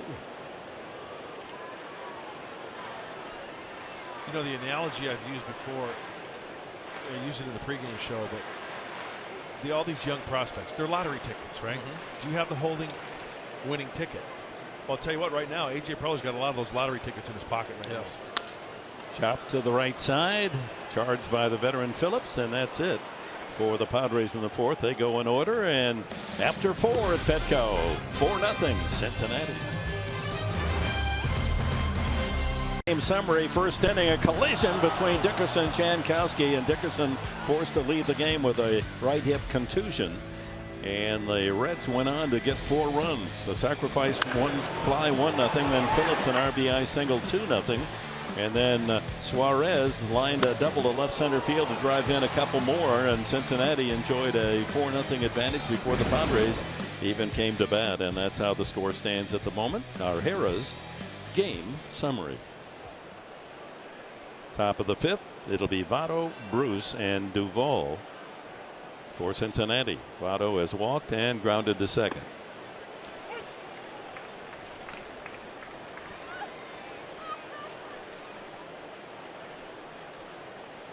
.33 pitches per at bat, second only to Washington's Jason Worth. Well, that tells me he has a plan. He knows what he wants to attack. He's very particular what he's going to swing at early in the count. 1-1. And for a number 3 hitter and a man of all his talent, I don't think there's a major leaguer that chokes up on the bat as much as Joey Votto. Yeah, you think about Barry Bonds, the guys that would choke up and try to handle the barrel of the bat. That's the reasoning they choke up, just handling the barrel of the bat and trying to square it up. I remember talking to Barry Bonds about that, and he liked controlling it, but he used a bigger barrel bat to try to power the baseball. And by choking up even that inch or so, that moves you a little closer to home plate. You see the strike zone a little better. Turning on that inside fastball too, you get the better part of the bat on it, right? You know, the big thing with Joey Votto, and we always say stay inside the baseball, it's basically keeping it fair, not getting out front and hooking the baseball around. And that's what Joey Votto does the best. You'll see him foul balls off, but most of the time they'll be into the left field seats, much like that last one. He lets the ball travel a little bit further so he can stay in that strike zone and execute his plan. Again, in this hitting streak of 12 games, batting .500, 20 for 40. There's a base hit to center, just serves a nice little fly ball into the green grass, and the Reds have a hit in every inning. That's now a total of 8 in the game. Well, you watch Joey Votto, and it's that fastball in that you talked about, Dick, and he didn't barrel it up, but it's a nice hitting because he's working the center of the field, 2-strike approach. Not the sexiest swing, but you see 2-strike approach and just dumping it in center field. That's nice. I know you're not going to get him out every time as we take a look at the shift, but if I'm seeing Joey Votto choke up like that, I'm pounding him away and soft stuff away and taking my chances that way. Yeah. Jay Bruce, a sac fly in the first, grounded to second in the third. Ball 1 too low. Yeah, most shifts employed in the National League, Jay Bruce sees it almost every at bat. Belt, Rizzo, Granderson, Bruce, Freeman, all left-handed hitters. Well, you guys talked about the Great American Ballpark, and that's where you want to power the baseball. Very small ballpark, but offensive minded, and you're thinking about what you want to try to do there. You want to power the baseball. That's the reason why Jay Bruce is in a pull mode most times. There you go. 33% is where he maximizes those swings. 65% from the center field to the right field line. And he pulls that one to second base. There's one. Schimpf to Ramirez, back to first, not in time. Bruce, for a big guy, can get up the line. Safe on the fielder's choice. So with 1 out, here's Adam Duvall. He's 2 for 2. Watch Ryan Schimpf here. See how he positions himself backhand so he can turn. Foot is planted rather than doing the in front and then the shovel pass. Trying everything he can to get it to second base quickly on the turn, and he just beats it out. Duvall singled and scored in the first, tripled just over the leaping try of Kemp in right field the last time, but Padres with 1 out kept him at third. No further damage done in this 4-0 game.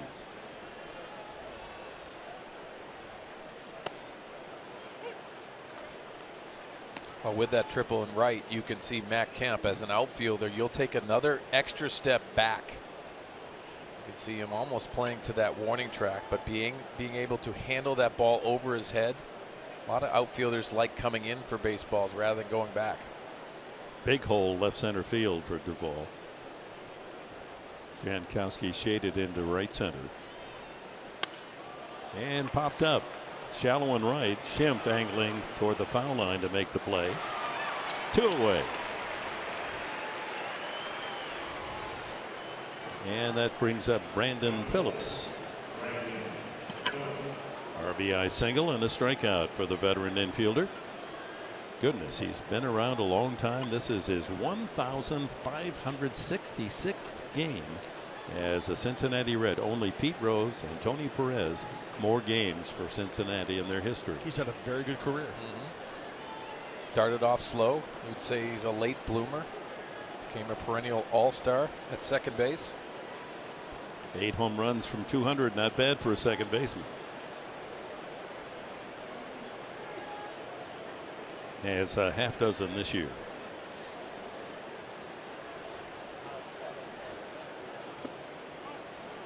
In the dirt, ball 1. So tomorrow it'll be Christian Friedrich against Anthony DeSclafani.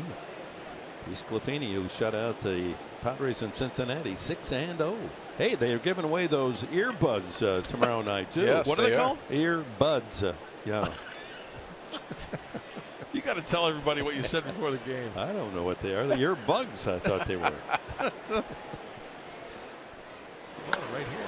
There's a base hit to right. He just slices that one the opposite way, and Bruce is on his way to third. And here comes Phillips to second, and here's the throw. No throw. Oh, Phillips caught Kemp tossing the ball into Schimpf, and he was a third of the way to second. And when he saw the lob toss, he goes and takes an extra 90 feet. That's a veteran's play. Well, Brandon Phillips come out of the box is eyeballing Matt Kemp. Matt Kemp doesn't think he's going because he slow plays it around first base. Watch how he pauses just a little bit and then he takes off. Reading that little throw into Ryan Schimpf, taking advantage of that, especially with 2 outs. Well, that's a rare double, isn't it? Yeah, I'm wondering if that ball wasn't cut, what type of play that would have been at second base. It would have been close. Well, he gambled that that ball wasn't being thrown hard enough by Kemp. And so second and third with 2 outs, and the Padres can ill afford the Reds to add to their 4-0 lead here in the 5th. Suarez has knocked in 2 with a double and grounded out to third the last time. Not quite good enough to be called a strike. Well, the first double in his first at bat was that slow breaking ball. He went to the slider that first pitch.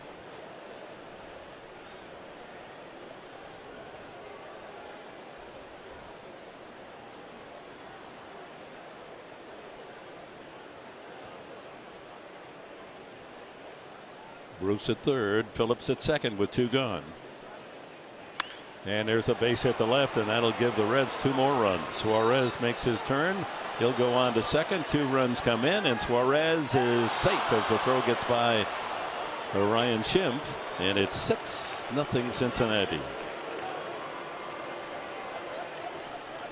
Well, that's frustrating because with 2 outs, Brandon Phillips on second base where he should have been on first.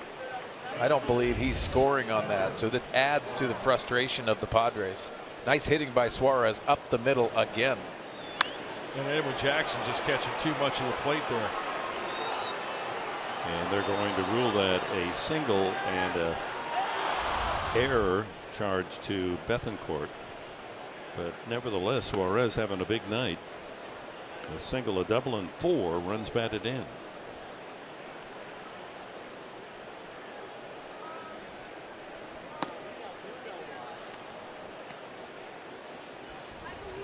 Well, these Reds, we told you, no one's played better in the National League since the All-Star game than Cincinnati, 8-4.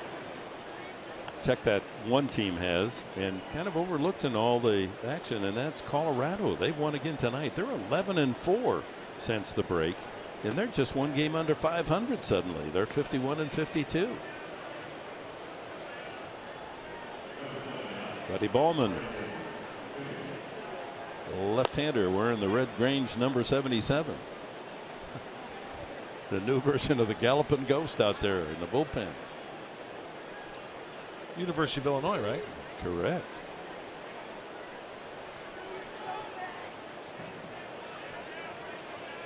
Well, now the outfield on the shallow side. Jankowski really shallow in center field. Swing and a miss by Barnhart, who was flied out and grounded out. 6 runs, 10 hits for Cincinnati. No runs, 2 hits for the Padres. Check that, it's Finnegan up there now.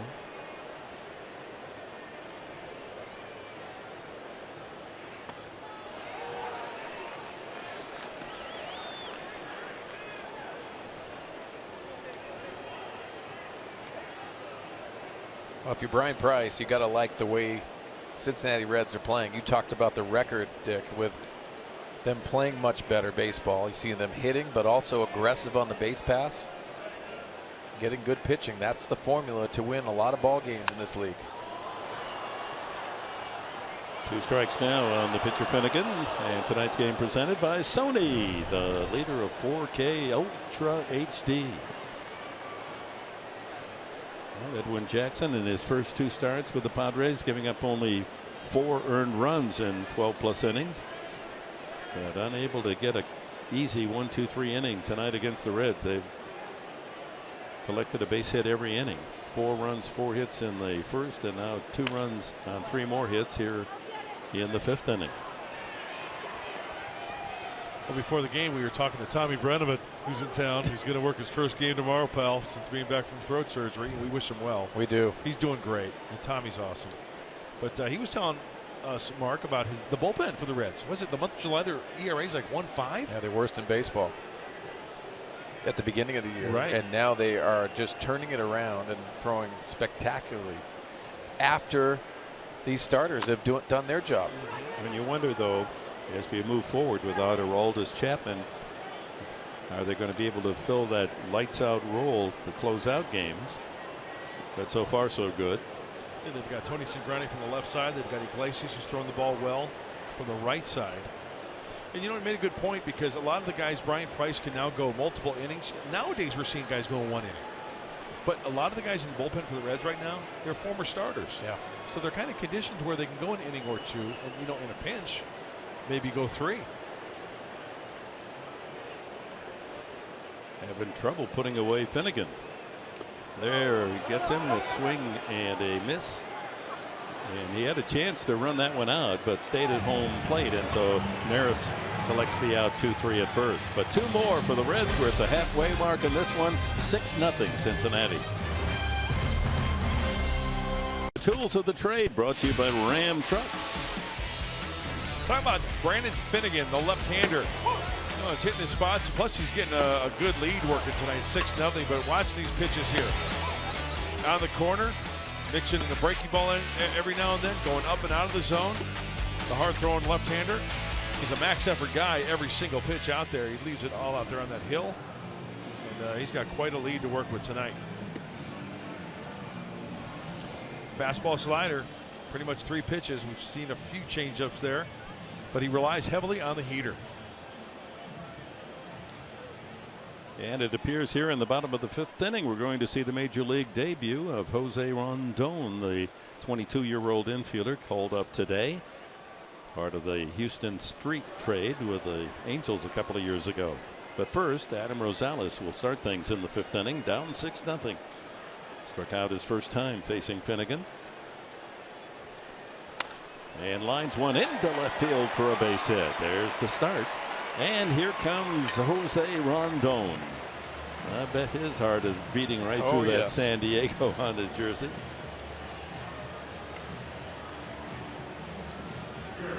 Venezuelan. Memories of your first at bat, Mark Sweeney. What was going through your mind? I couldn't feel my legs. That's what was going through my mind. You take that weight off your bat, you walk up, and you're like, this is such a surreal moment. But I had no feeling in my legs. And then you debate if you're going to swing at the first pitch or not. Rondon. The minor leagues before being called up. 96 games, hitting .279. There it is, 5 homers. And he lines one hop right to Cozart, and they're going to turn that into a double play. That's tough luck. He hit it right on the nose. That's what's been happening tonight. Hard hit balls by the Padres. They're going for outs, and that's the second double play turned by Cincinnati. Can't do anything about that, young man. He hit it hard. So 2 away to Travis Jankowski. He struck out in Florida. So again, the Padres looking for a home run tonight. That's part of the drama of the evening, and that won't do it. A high fly ball Easy chance for Hamilton, and with the double play, a quick 5th inning for Brandon Finnegan. We go to the 6th, down by 6. 6-0 lead as we go to the 6th inning, and Buddy Ballman for the 2nd time as a Padre enters the game. And our pitching change brought to you by El Cajon Ford. You see the numbers at El Paso. The Chihuahuas, 15 games, really nice ERA, 20 and a third frames, and a strikeout guy. Strikeout pitcher, and look at the splits. Lefties having their troubles with him. 0.97. Fastball, breaking ball, change up for the left-hander Bauman. He realized the situation. Might have made the club in spring training, but he suffered an early injury and missed basically all of spring training and parts of April, working himself back into condition, and he'll face the top of the order, Hamilton, Cozart, and Votto. Hamilton 1 for 3. Kind of short arms the ball too, comes at you. Almost kind of pushes it a little bit. Really doesn't get extended with the arm. Almost a la Sid Fernandez. Remember Sid Fernandez? I do, and guys that short arm it, it gets on you quickly. Look at that. Pops it up, back of home plate. And Norris, will he get a play? Oh, just over the netting.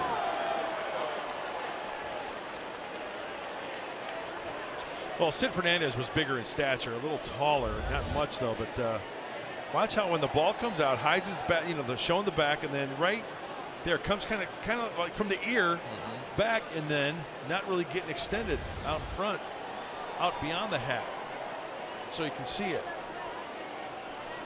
A 1-1 pitch is outside. Padres signed Ballman to a major league free agent contract last December. And this is his 2nd major league game. Minors, he was 19 and 16 since breaking in 2009 as a professional. Went to Missouri State.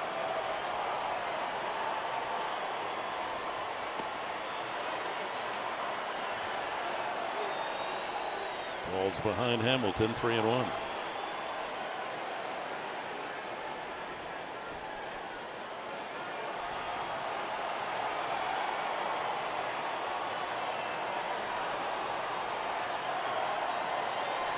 And he ran away, walks Hamilton. That can spell danger with that speedster aboard. Leadoff walk. Guys, we talked about the draft and also what you're trying to acquire if you're AJ Preller and everybody else. Obviously, this trade is first and foremost, but one of those pieces that I think a lot of people haven't talked about too much is the Carter Capps piece, because this is a guy that throws triple digits. Obviously coming off Tommy John, and you have to get him back on track, but that's a piece moving forward that I think a lot of people don't understand how talented he is coming out of the bullpen. 100 miles an hour, but also one of those guys that's fearful, has a fearful delivery, a lot of body parts coming at you. Funky delivery. Remember, he's the one you fans, he almost takes an extra step off the rubber. He skips into home plate and recovering from Tommy John, so he should be available to the Padres next year sometime. Well, it's easy to focus on the young arms and how they're going to develop, but you also have to become how dangerous you're going to put the team together. And I think a lot of people are starting with that bullpen. Ryan Buchter's here, Brandon Maurer. You add a Carter Capps to that, then you're starting to develop that bullpen that I think is really dangerous, and you can shorten those games. And with the complete game, as we all know, has gone by the wayside, right? You need those arms to bridge that gap. Runner goes inside the throw, and Hamilton steals it easily. Racks up number 35 on the season. So that's when you walk him, and might as well look at your scorecard and write double, because he winds up on second base. Left-hander, does he go on first move? You bet. He even paused a little bit. Still beats it easily. I could see him have that walking lead, but the speed of Hamilton easily into second base. It takes away the double play ball, and the count now 2-1 on Zack Cozart. A triple, a single, and a line out to center. He's hit the ball hard 3 straight times.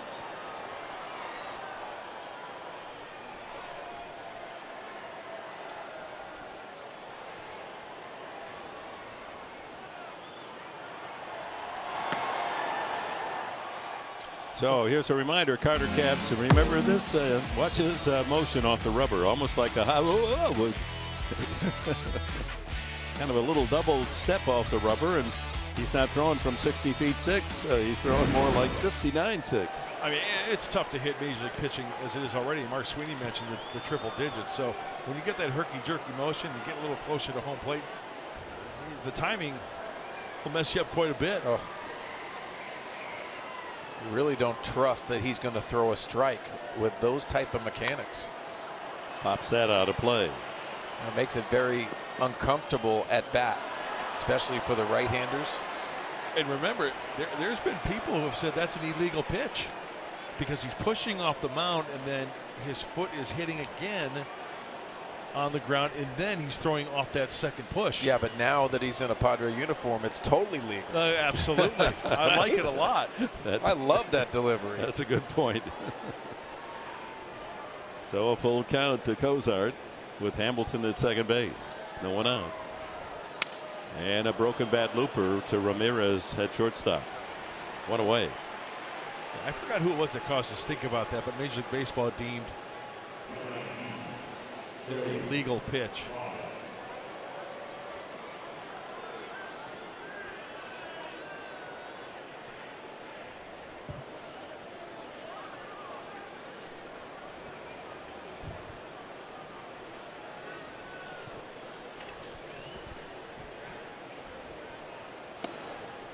Joey Votto, a walk, scored a run in the first.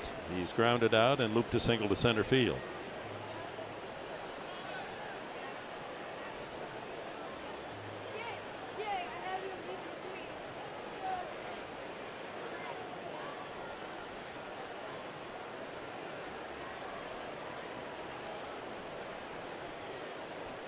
Not only the Vegas Park in the Park party before the game tonight, it's also college night here at Petco.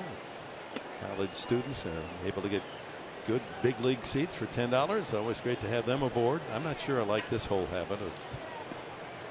Yeah, but who doesn't love college night? Well, that's right. But, the lights. Don't they do that in Arizona? They do. Yeah, but I'm not. I don't like it there either. Not a fan. Is that okay?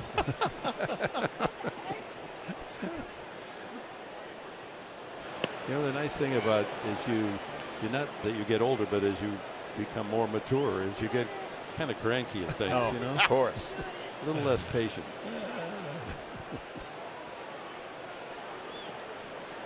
Well, at least they're doing it with smiles on their faces. Yeah, that's right. They're happy. Hey, who isn't happy coming to a ballpark at Petco, especially? You might be wearing down your battery. That's what I'm concerned about. Might have to make a call later. Ground ball up the middle, and Ramirez able to slide and make the stop and throw out Votto for the second out, with Hamilton moving over to third. Well, the awareness of the veteran shortstop for Ramirez. Watch how he goes to his left, and he knows the runner gets up, knows he has time, and throws an accurate throw to Will Myers to get Votto easily.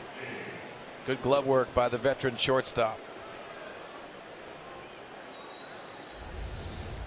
So that brings up the cleanup hitter, Jay Bruce. Sack fly in the first, ground out to second, and safe on a fielder's choice, and scored a run in the fifth on the single by Suarez.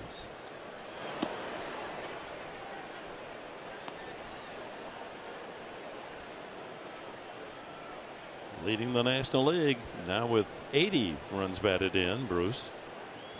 Arenado, Rizzo, Murphy. What is it about those left-handed hitters driving in runs, huh? Well, we said it before in his first at bat, that sacrifice fly, just good hitting going the other way. Sometimes you got to sacrifice your at bat. Yes, you'd like to hit the 2-3 run homers, but when there's money out there, you're going to have to drive runs in. 1-2. Tom in a strike away from pitching out of trouble here in the sixth. He's got Hamilton over at third.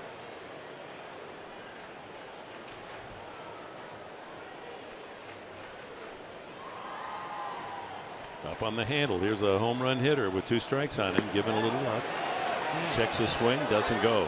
Well, that might be the influence of what Joey Votto has on a younger hitter like Jay Bruce. Let's see if he goes. Oh, I guarantee you went. Look at that. You look at it. He most definitely went. Pretty close. Oh, of course, Sweeney says no. If he hits it, it's a double. Oh my gosh. How did I know that was coming? 2-2.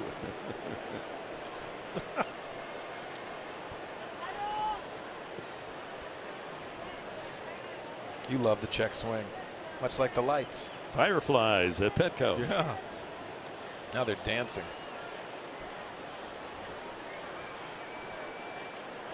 Swing and a miss, strike 3. No, Buddy Bauman, his second appearance in the major leagues here with the Padres, gets out of trouble in the 6th. Time now for greater coverage of baseball, brought to you by T-Mobile. MLB news and notes. Ichiro 0 for 4 tonight, needs 2 more hits to reach 3,000 in the major leagues here in America. Carlos Gonzalez Cargo continues his hot hitting, and the Rockies have now won 8 of their last 11. And Junior Guerra in Milwaukee has a big night as well. Yeah, we saw Junior Guerra pitch against the Padres in Milwaukee. He's had a nice year for the Brew Crew. Padres Myers, Kemp, and Bethancourt to bat here against Brandon Finnegan in the 6th inning. They have only 3 hits off the left-hander. Myers a double the last time up. Kemp a single in the 1st inning, and Rosales a single in the 5th inning. But a couple of double plays have ended possible comeback bids. And there's a soft fly ball to right, but Bruce comes in to make the catch for the 1st out.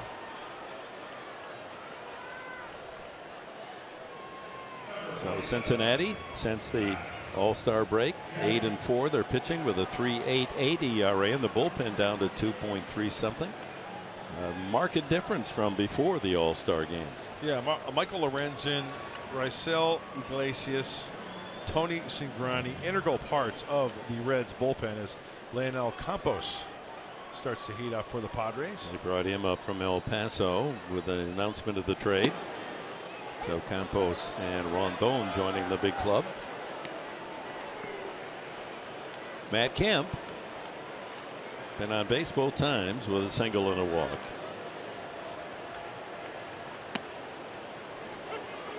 And trailing 6-0.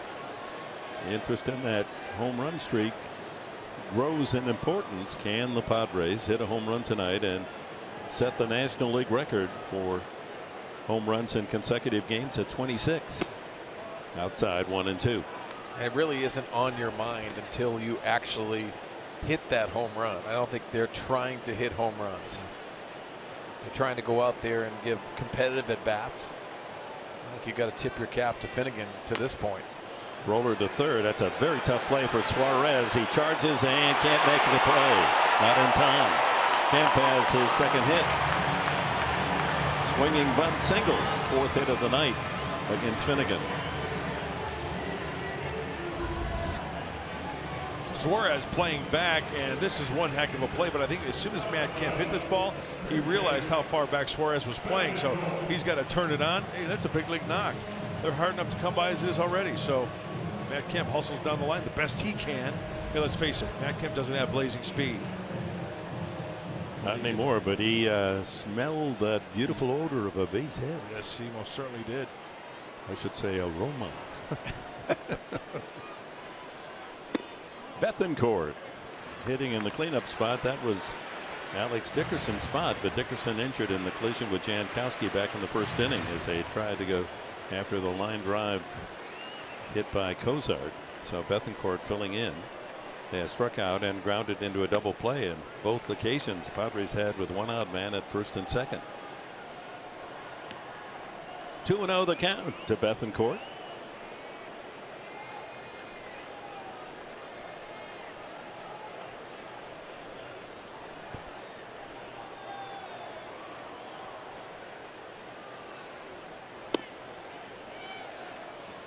Close, but no call. 3-0.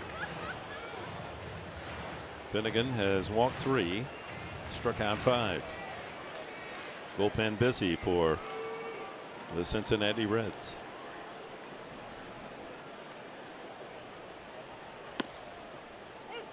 Right down the middle. 3-1. Well, no need to swing 3-0 in this situation. Too many runs back.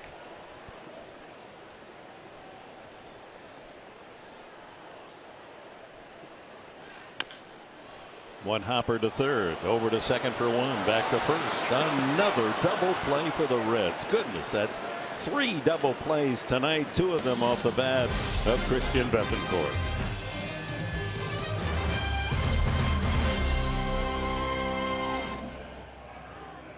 Brought to you by Jerome's Furniture, proud sponsor of the best seats in the house. By Petco, your complete pet store. And by your San Diego County Lexus dealers. Dick Enberg with Mark Grant, Mark Sweeney, Michelle Margot here at beautiful Petco Park. Completed the 6 innings tonight with the Cincinnati Reds rolling to a 6-0 lead. Buddy Bauman into his 2nd inning of work. Duvall, Phillips, and Suarez scheduled for the Reds. Duvall a single and a triple in his 3 at-bats. Hey, good opportunity, right, Professor, for Buddy to get some innings in at the big league level and get comfortable out there on the hill. They list him at 5'11". He's somewhere between 5'8" and 5'11".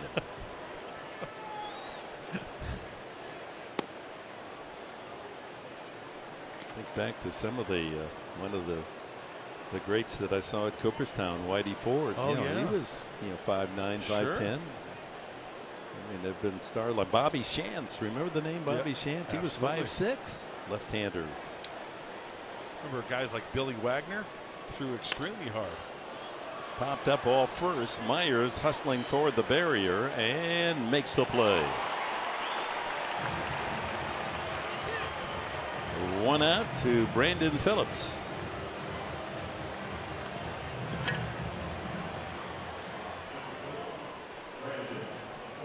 Phillips an RBI single and scored a run in the 1st and then doubled and scored in the 5th. So he's been in the middle of both run scoring innings for Cincinnati tonight. 4 in the 1st, 2 in the 5th inning.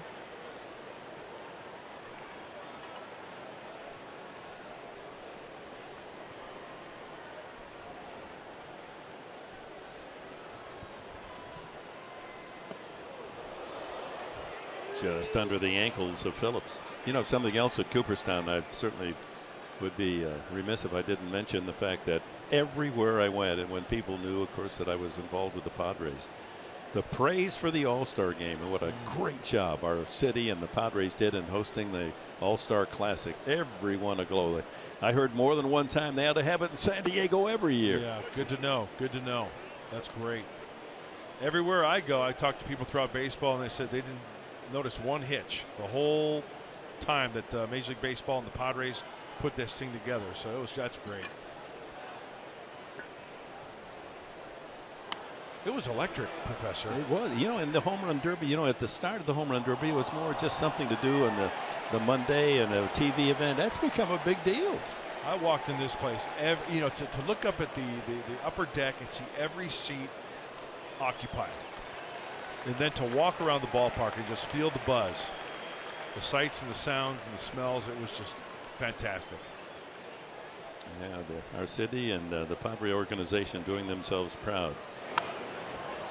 How to play. The other comment there, nice play by the fan there in the 2nd deck, is the fact that fans would say what we loved about San Diego. Of course, they always love the weather. I mean, that's a given. They loved the way they were entertained. They loved the fact that they didn't need a car. They could walk to everything. They could walk from the hotels to the ballpark, walk into all the great restaurants and taverns in town. And the convenience of our city for a big event. Of course, conventioneers know that well.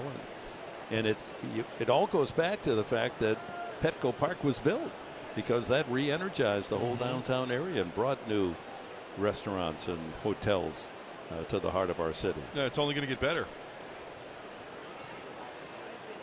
2-2 to Phillips. Swing and a miss. He got him to go up the ladder. 2 away. And that takes us to In the Driver's Seat, brought to you by Kia. Who's in the driver's seat tonight? And it looks as if it's Eugenio Suarez with a Single and double and 4 runs batted in. Yeah, he's hit the ball hard.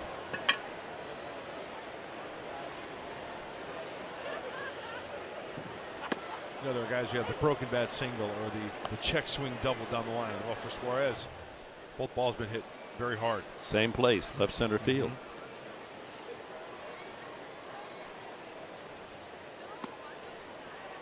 1 ball, 1 strike to the Reds' third baseman. Well, don't forget tomorrow night the free giveaway on Saturday night, baseball night in San Diego, the Earbuds giveaway.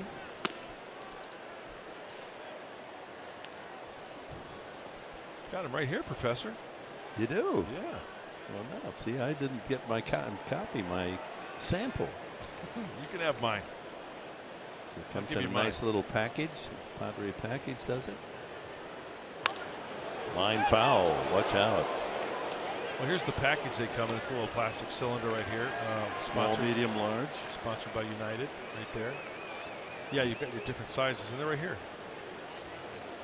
They got the SD logo, so when you're out walking the streets of La Jolla and rocking out on Pandora or listening to your iTunes, just tune into Taylor Swift, maybe a little Drake. Drake, yeah, Sir Francis. Yeah, he gave some good speeches, old Sir Frank. These are cool, though. It's a nice giveaway. It really is. So free for all you fans in attendance tomorrow night. Big crowd expected for game 2 of the series. And way inside, and Suarez is on base for the 3rd time. A 2-out walk from Baumann. Second free ticket from the left-hander. And Darren Balsley, quick visit to the bullpen.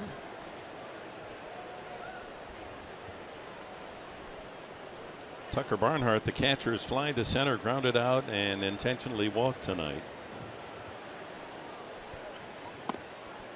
Up high, ball 1. Well, getting a nice workout, Baumann, 38 pitches.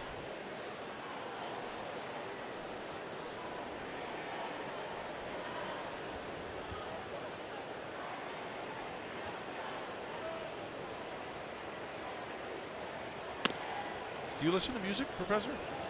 Not a lot, really. Really? You know, I enjoy classical music. I do too. I really do. Seriously. And you know, I just even though I'm an old disc jockey, you know, back in the 50s, Spinning the wax. Spinning the wax there. I didn't always cue them up correctly. So a lot of when I was on deck there playing music, most of the records started with a wow. But that's Frank Sinatra, Tony Bennett days now. Vinyl's making a comeback. And how's that? It's becoming more and more popular. The old traditional 33 and a third. Yes, and the record players, where you put them on. And sure. It's a turntable. There you go. Becoming much more popular. So like the old Nickelodeons. Yeah, huh? all those people that have, when you walk into somebody's collection at their house, all the albums are lined up. Yeah. That's making a comeback. Good. I'm going to have to go check the storage there. We might have some. Worth some money, you think? Depends on the market. Depends on who loves those type of albums and that type of music. They would pay to take them off your hands. I remember my mom and dad had an album still stuck in my mind. Herb Alpert and the Tijuana Brass. Oh, yeah, of course. Great stuff. Yeah, it is. Still plays, right? I remember, that I was into music in those days. I mean, that popular music. That stereo we had, that console in our living room weighed about 8,000 pounds.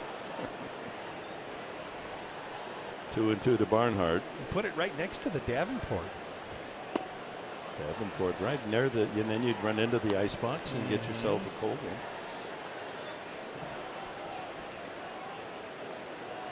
Mark, get your feet off the Davenport.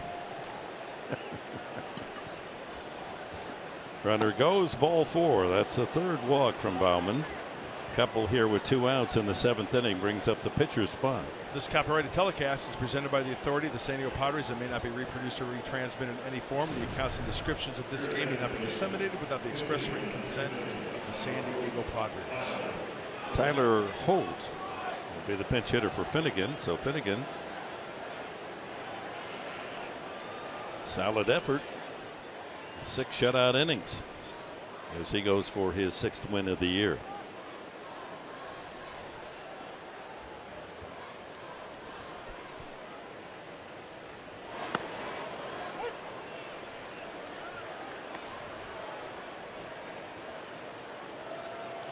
Only 4 hits, no runs. Finnegan was wild early, but settled down, walked 3, all in the first 3 innings, and struck out 5.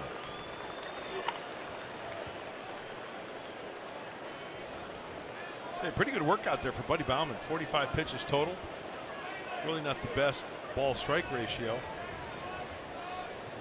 But 1 pitch possibly from getting out of this first and second situation.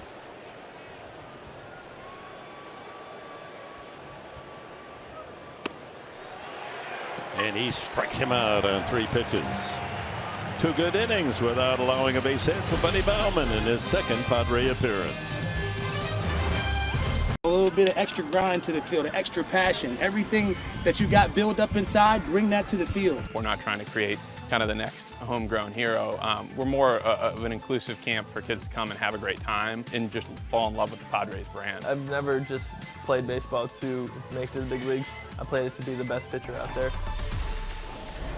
Well, an all-new episode of Padres POV airs tonight after Padres Live, the post-game show. As you just saw, I sat down with the rookie Buddy Baumann as we got a pedicure, got to know him pretty well. You definitely don't want to miss it. Mark, I know you're a guy that gets pedicures, right? You know what, Michelle? I haven't, but you know what? It's on my list to get done this offseason. The more and more I'll take you. Yeah, the more and more I learn about it, and everybody that gets them done, they just rave about pedicures. I get them done every 2 weeks. I have had a manicure before. You might need it. Well, yeah. If you look at my pups, you would say I need one. Buddy enjoyed it. I'm sure. They treat you with the velvet gloves, and he did not get polished, though. I'll tell you that. No. I've gotten a manicure before, and I enjoyed it. No polish, and they just clean up the nails a little bit. It's nice.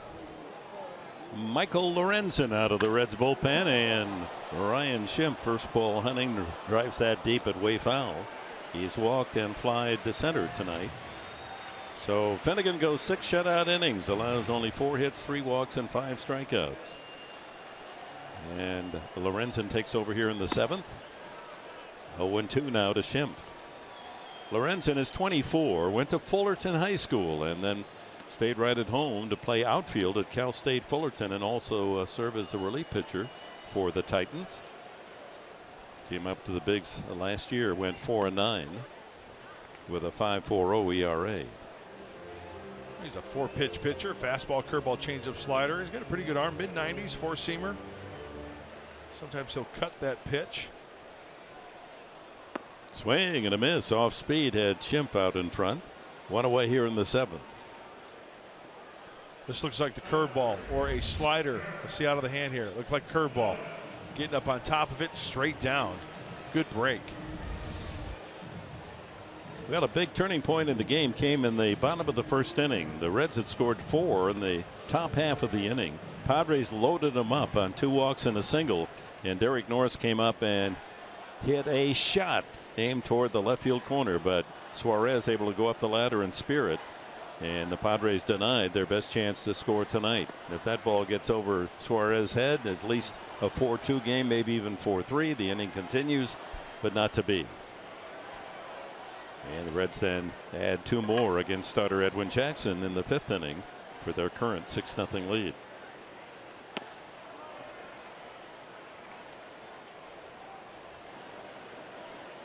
Ramirez to follow here in the 7th.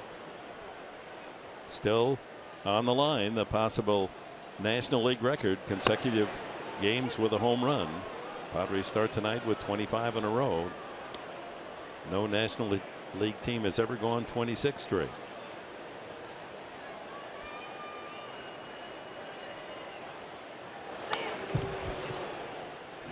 Two and two. Well, Lorenzen spent some time on the DL, and he made his first appearance off that DL against the Padres in Cincinnati. I tell you what, the kid's got a live arm. He just touched 96. Looks like he's getting through the ball nicely.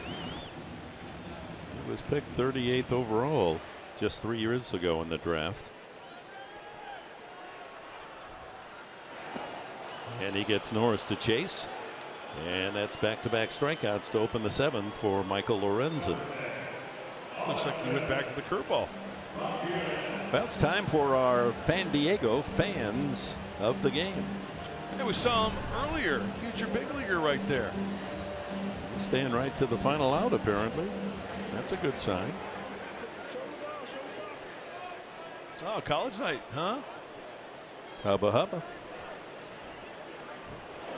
You still say that on campus? I think it's all the campus. You go around campus now, you hear it all the time. You know, I can see it right now. Some college campus out there open up a tavern or a bar called the Hubba Hubba.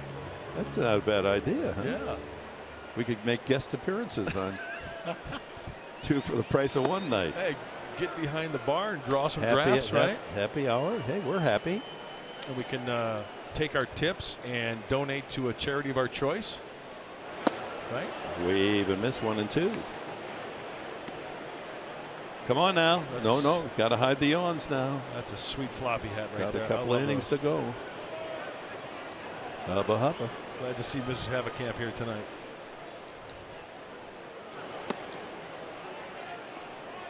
Two and 2. Ramirez, who's grounded out both at bats.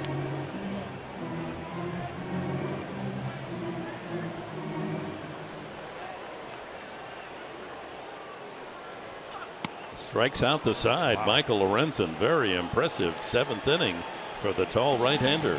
On to the 8th at Petco. Murphy continues to hit well as the Nationals taking on the Giants in San Francisco. Mike, Bruce Bochy's got to be scratching his head. The way the Giants came out of the All-Star break and the way they're performing, only 2 wins.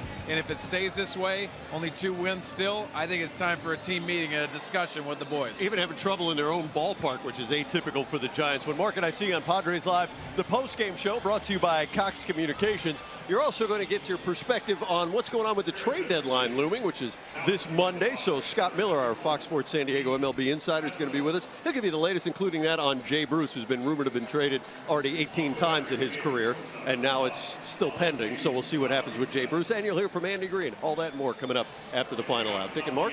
All right. Michael and Mark will be with you the post-game show. Yeah, the Giants, their lead shrinking by the day. They lead the Dodgers by only 2 going into play tonight.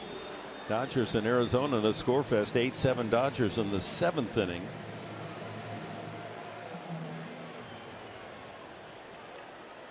Keith Essler, the 3rd Padre pitcher tonight. Baumann, 2 shutout innings. And Alexi Amarista goes in at shortstop. Double switch. Amarista put him in the 9th spot in the batting order. Will hit 2nd in the bottom half of the inning. High pop up middle of the infield off the bat of Billy Hamilton, and it's Schimpf with the catch. Shallow right field.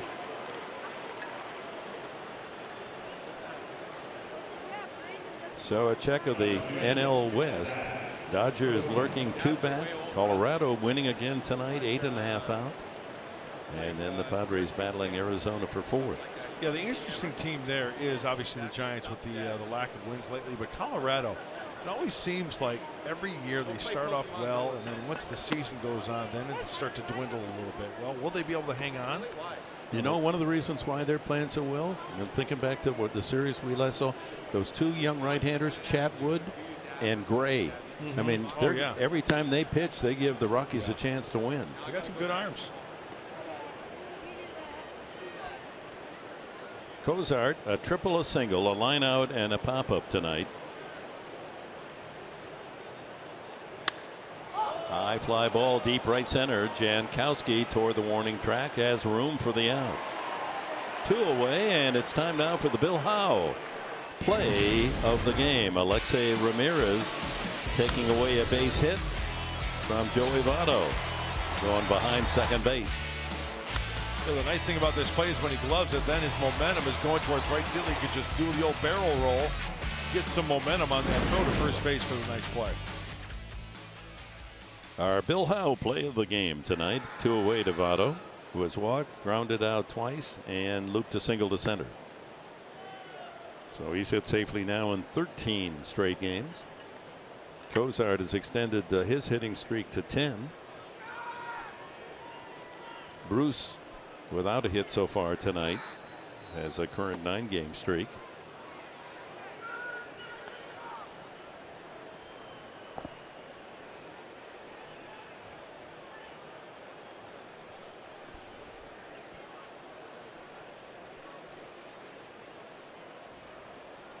For Hessler, this is his 5th appearance. He's worked 6 innings previously, giving up 12 hits and 10 runs.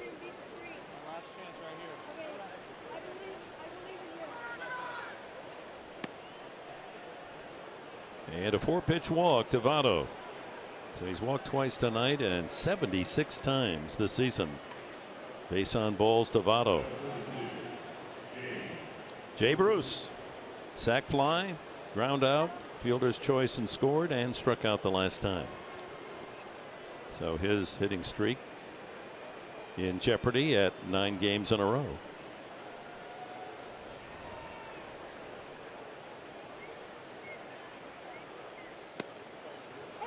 In there for a strike. Bruce, remember, has homered in 5 consecutive games and 7 in the last 9.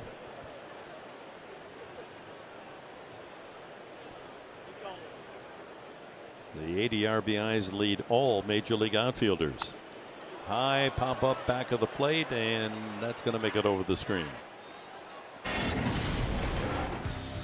So in this 5-game home run streak, 6 homers altogether, and of course there's the bandbox homer in Cincinnati just into the first row, but that one will go a little farther. Yeah, there's no reason why I think this time around that Jay Bruce would be traded.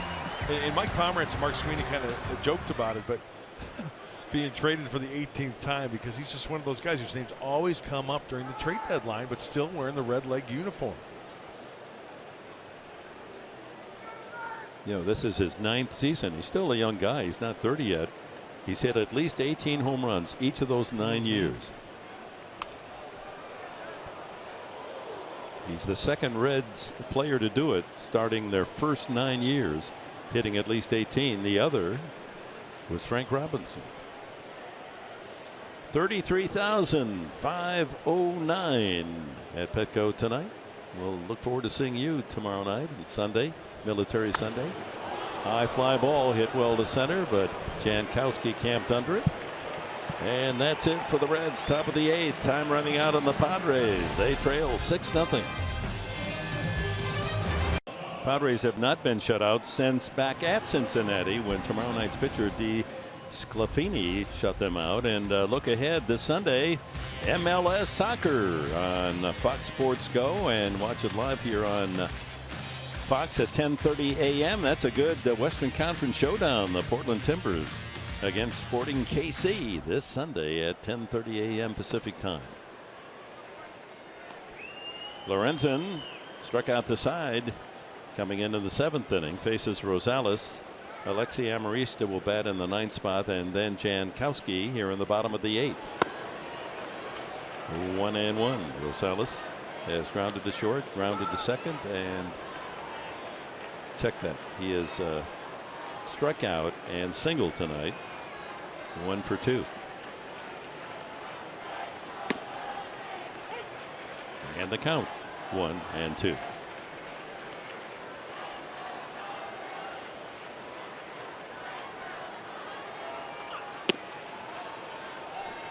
Didn't go, says first base umpire Greg Gibson.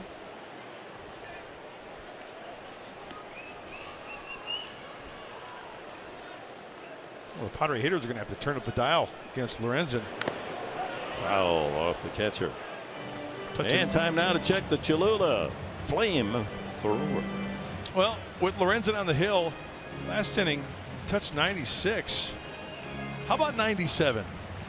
It's hot sauce. Finnegan was about, 93-ish. That's tepid sauce. Yeah. Strike 3. Caught looking Rosales. 4 strikeouts in a row for Lorenzen. Peppered away, and there's a curveball. Got some strikeouts in that first inning of work.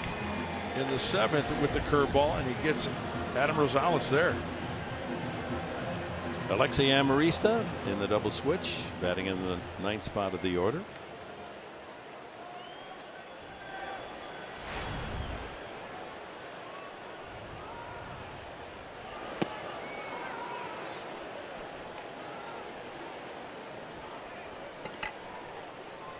6-0 Reds. They got 4 in the first inning and never looked back.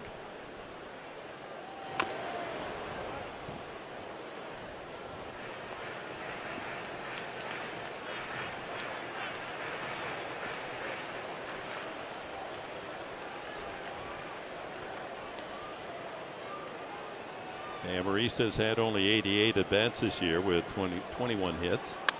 And make that 22 if that can get away from Hamilton, and it does elude the center fielder. A long single for Amarista. The Padres' 5th hit of the night with 1 away here in the bottom of the 8th inning. You know, I was focusing on Hamilton when Alexi hit that ball to right center field, and I'll tell you what, one of the advantages of a center fielder having speed is cutting it down and holding them to a single. Alexi was thinking too, and right out of the box you should. But look at, he's playing way over on the shortstop side. Look at how quickly he gets to this ball, spins and gets it in quickly. That's covering some ground there. We hear about covering ground and catching fly balls on the track, but hey, holding them to a single is covering some ground as well. Jankowski has struck out and fly twice to center and takes a strike. Will Myers moves into the on deck circle.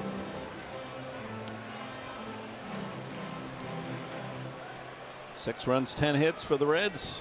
No runs, 5 hits for the Padres. Slapped foul down into the souvenir corner. Myers tonight been on base a couple of times with a double and a walk. Oh, how darling is that? Hard holding back the smile, showing it off for everybody. You bet.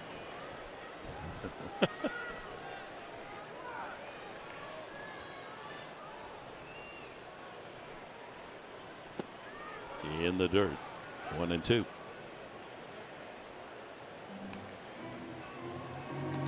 There's the Padres box score with Kemp 2 hits and a walk leading the way. Myers with a double.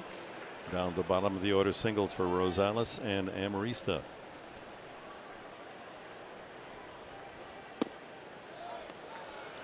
Pretty good pitch. 2-2.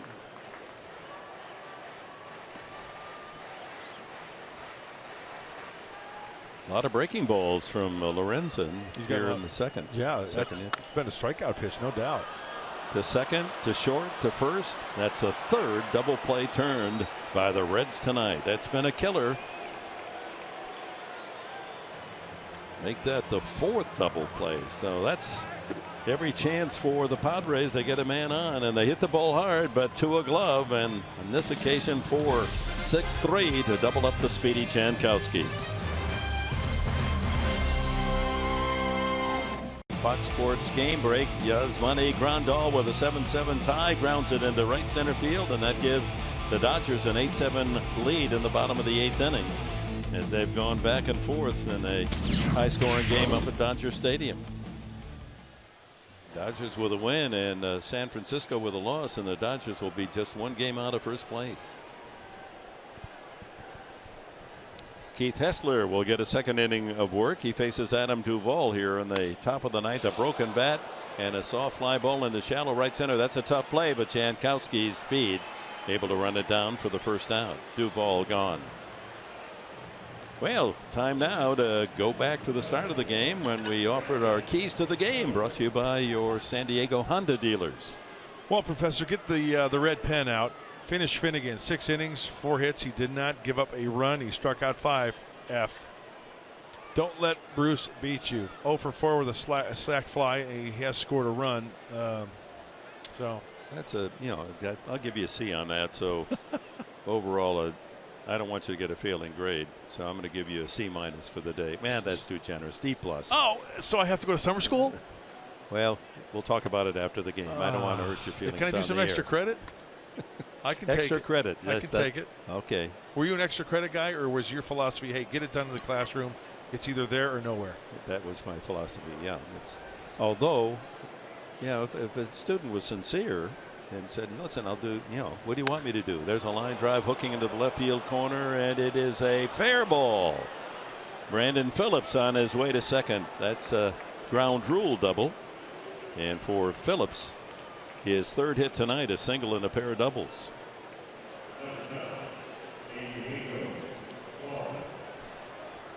See, the big thing was the sincerity of the student. You know, if they, fooled around the entire semester and showed me no indication that they wanted to get a good grade, then I'm not going to be kind at the end. But if there's somebody really trying hard, wanting to learn, willing to do the little extra work, a man like you, Mr. Enberg, Dr. Enberg, I'm sorry. Dr. Enberg, I forget about it. If you don't even know my title. I would ask that if you find it in the kindness of your heart, if you'd let me see you do some extra credit. Yeah, that's nice words, but let me see the action here. Come on. Let me see the action. Yeah, let's see the extra work. Where is it? I don't see any extra work here. You can come in Saturday mornings. I'm grading papers on Saturday morning, and we'll see if we can't find you. I don't have an apple, but I have a baseball here that you could maybe put on your desk. I know you're a big baseball fan, Dr. Enberg. I am a big I baseball can get Al fan. Kaline to sign it. How about Sam Liederkranz? All right, a 1-out double. Phillips. We're in the 9th inning, and all this nonsense continues. Suarez has knocked in 4, and he's got a man in scoring position again. Doubled in 2 in the first, singled in 2 more in the 5th. He's also walked tonight.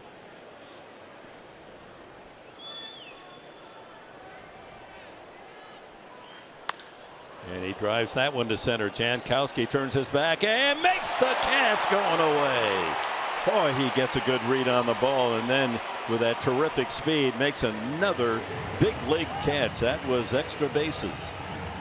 He takes a double away from Suarez. Moving to third, Phillips on the play. Tell you, Suarez has squared up some hits tonight, and Travis Jankowski takes away extra bases. It's that jump he gets off the ball, and then the jump at the last second to time it perfectly. Oh, Freddie, the kid they call Freddie, is covering some serious ground. And even though you're trailing 6-0, that's one heck of a play. Second out with Phillips moving to third. Here's Tucker Barnhart. He's flied out, grounded out, walked the last 2 times, and he sends one toward Jankowski. He's vacuuming a lot of outs tonight. That's 2, 3, 4. And the last 2 innings, 4 catches for Jankowski. Bottom of the 9th coming up for the Padres.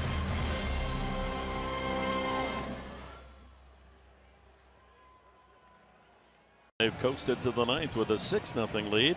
Home run streak, National League tie record for the Padres, 25 consecutive games.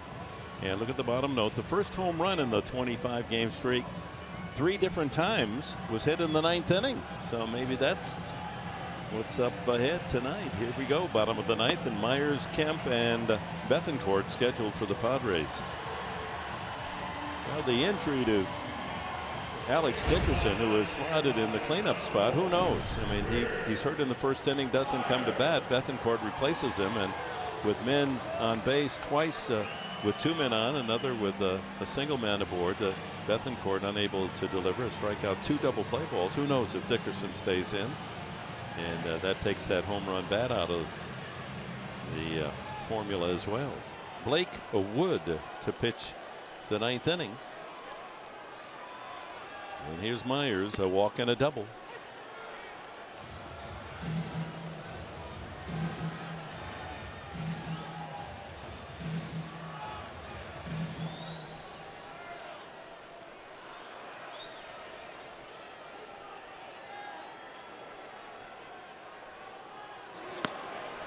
Lorenzen impressive in his 2 innings, striking out 4, allowing just 1 hit.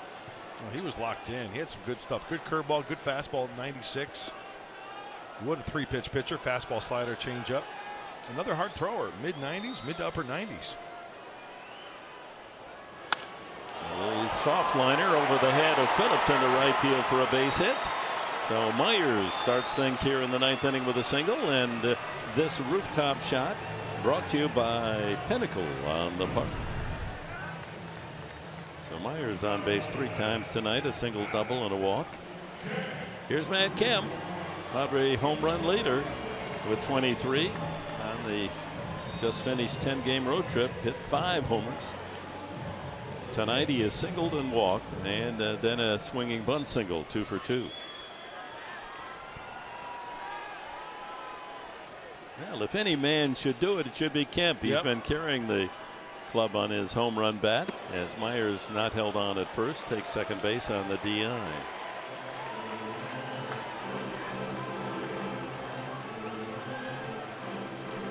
Yeah, to try to avoid the 12th shutout of the season, an opportunity, no one out, and a man at second for the Padres. That takes away the double play torment of the evening. 4 times the Padres have hit into double plays. High strike, 0-2. You know, Dick, I did a little research. I asked a little bird to do some information searching for me. This is Major League Baseball average. I know there's not a shift on right now. Major League average throughout all Major League Baseball without a shift. Major League hitters are hitting 300. Okay. Ooh, late swing. You know what the average is with a shift? I'm going to say 250. 311. Really? Well, wait a minute. Without a shift, 300. With a shift, 311. That would mean the major leagues average is over 300. That's not the case. That's, you know, the best team in baseball isn't hitting 300 on the season. That's how can it be that with or without a shift they're hitting swing and a miss, and Kemp is gone for the first out. I'd check your researcher on that. Extra credit. Boy, you were really pushing for that extra credit. Now I.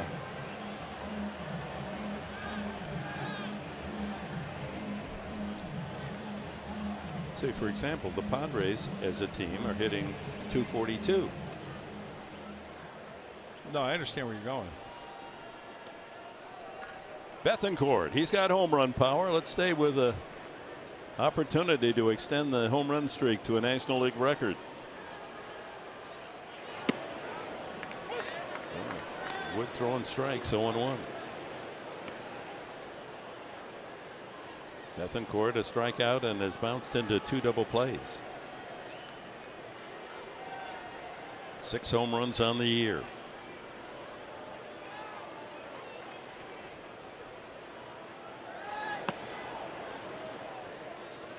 A ball and a strike.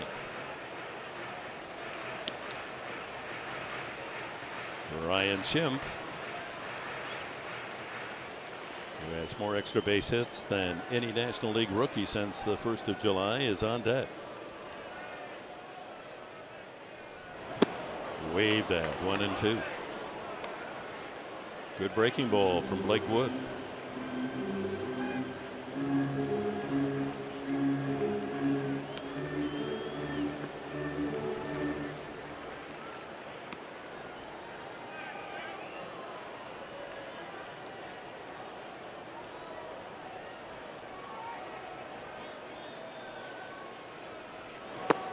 Way outside, 2-2. That's a 90-mile-an-hour slider there.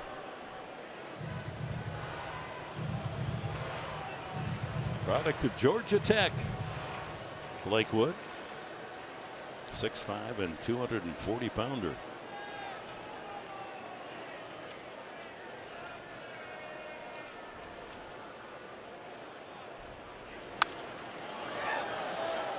We got a pitch.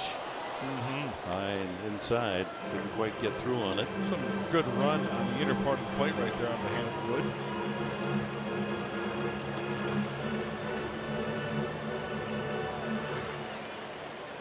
Yeah, you left Toronto and they beat Baltimore tonight. And Blue Jays edging closer to first place in the American League East. 2 balls, 2 strikes. Bethancourt got it.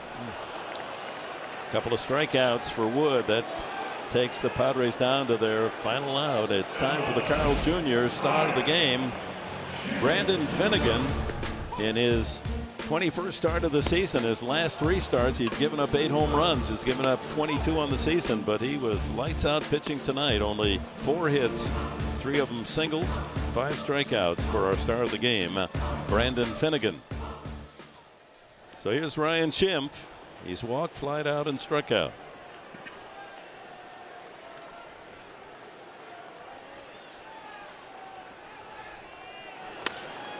High fly ball, and that'll be a souvenir down in that left field corner. Well, if there's a guy you want to break the streak, or keep the streak alive, it's Ryan Schimpf. Most home runs in July, Major League Baseball. Ryan Schimpf with 9, Jay Bruce with 8. We talked about that. Trevor Story also with 8.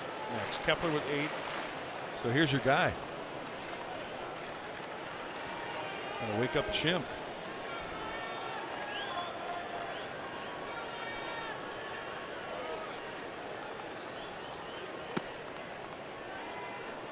Even a base hit to deny the shutout. Myers out at second base, 2 gone here in the last of the ninth.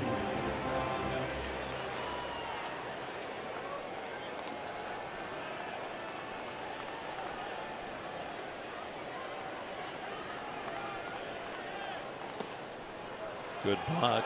Myers a 6-0 deficit. Now thought about trying to go to third. This run basically doesn't mean anything. He wants the inning to continue. So 2 balls and a strike. Schimpf with 9 home runs in 100 at bats since coming up.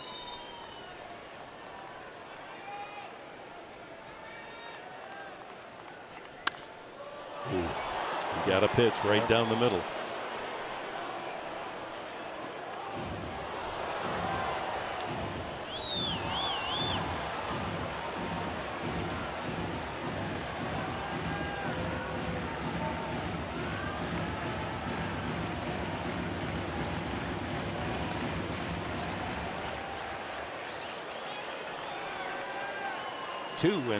Two outs. Last of the ninth. 6-0 Cincinnati. You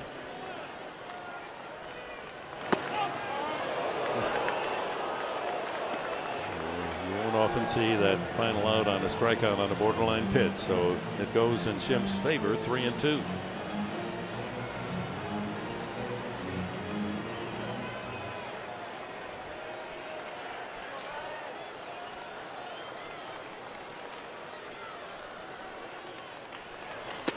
Outside, ball 4. 2 on with 2 outs to Derek Norris.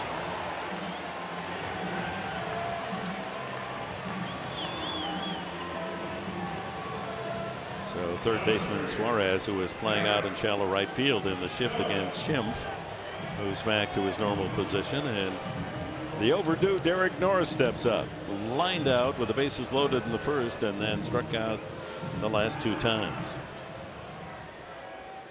12 home runs on the season.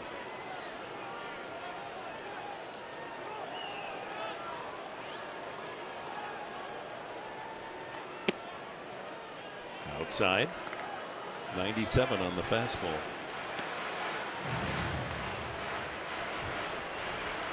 This is where you can't give away at bats. Got to concentrate as if it's 0-0. Pass it on to the next guy.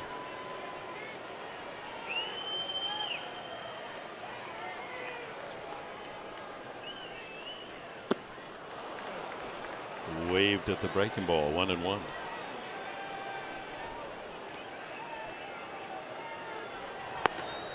Just in case. Sangrani, the left-hander. He's been picking up the slack of Aroldis Chapman going on to the Yankees. Out of play, and the Padres down to their final strike.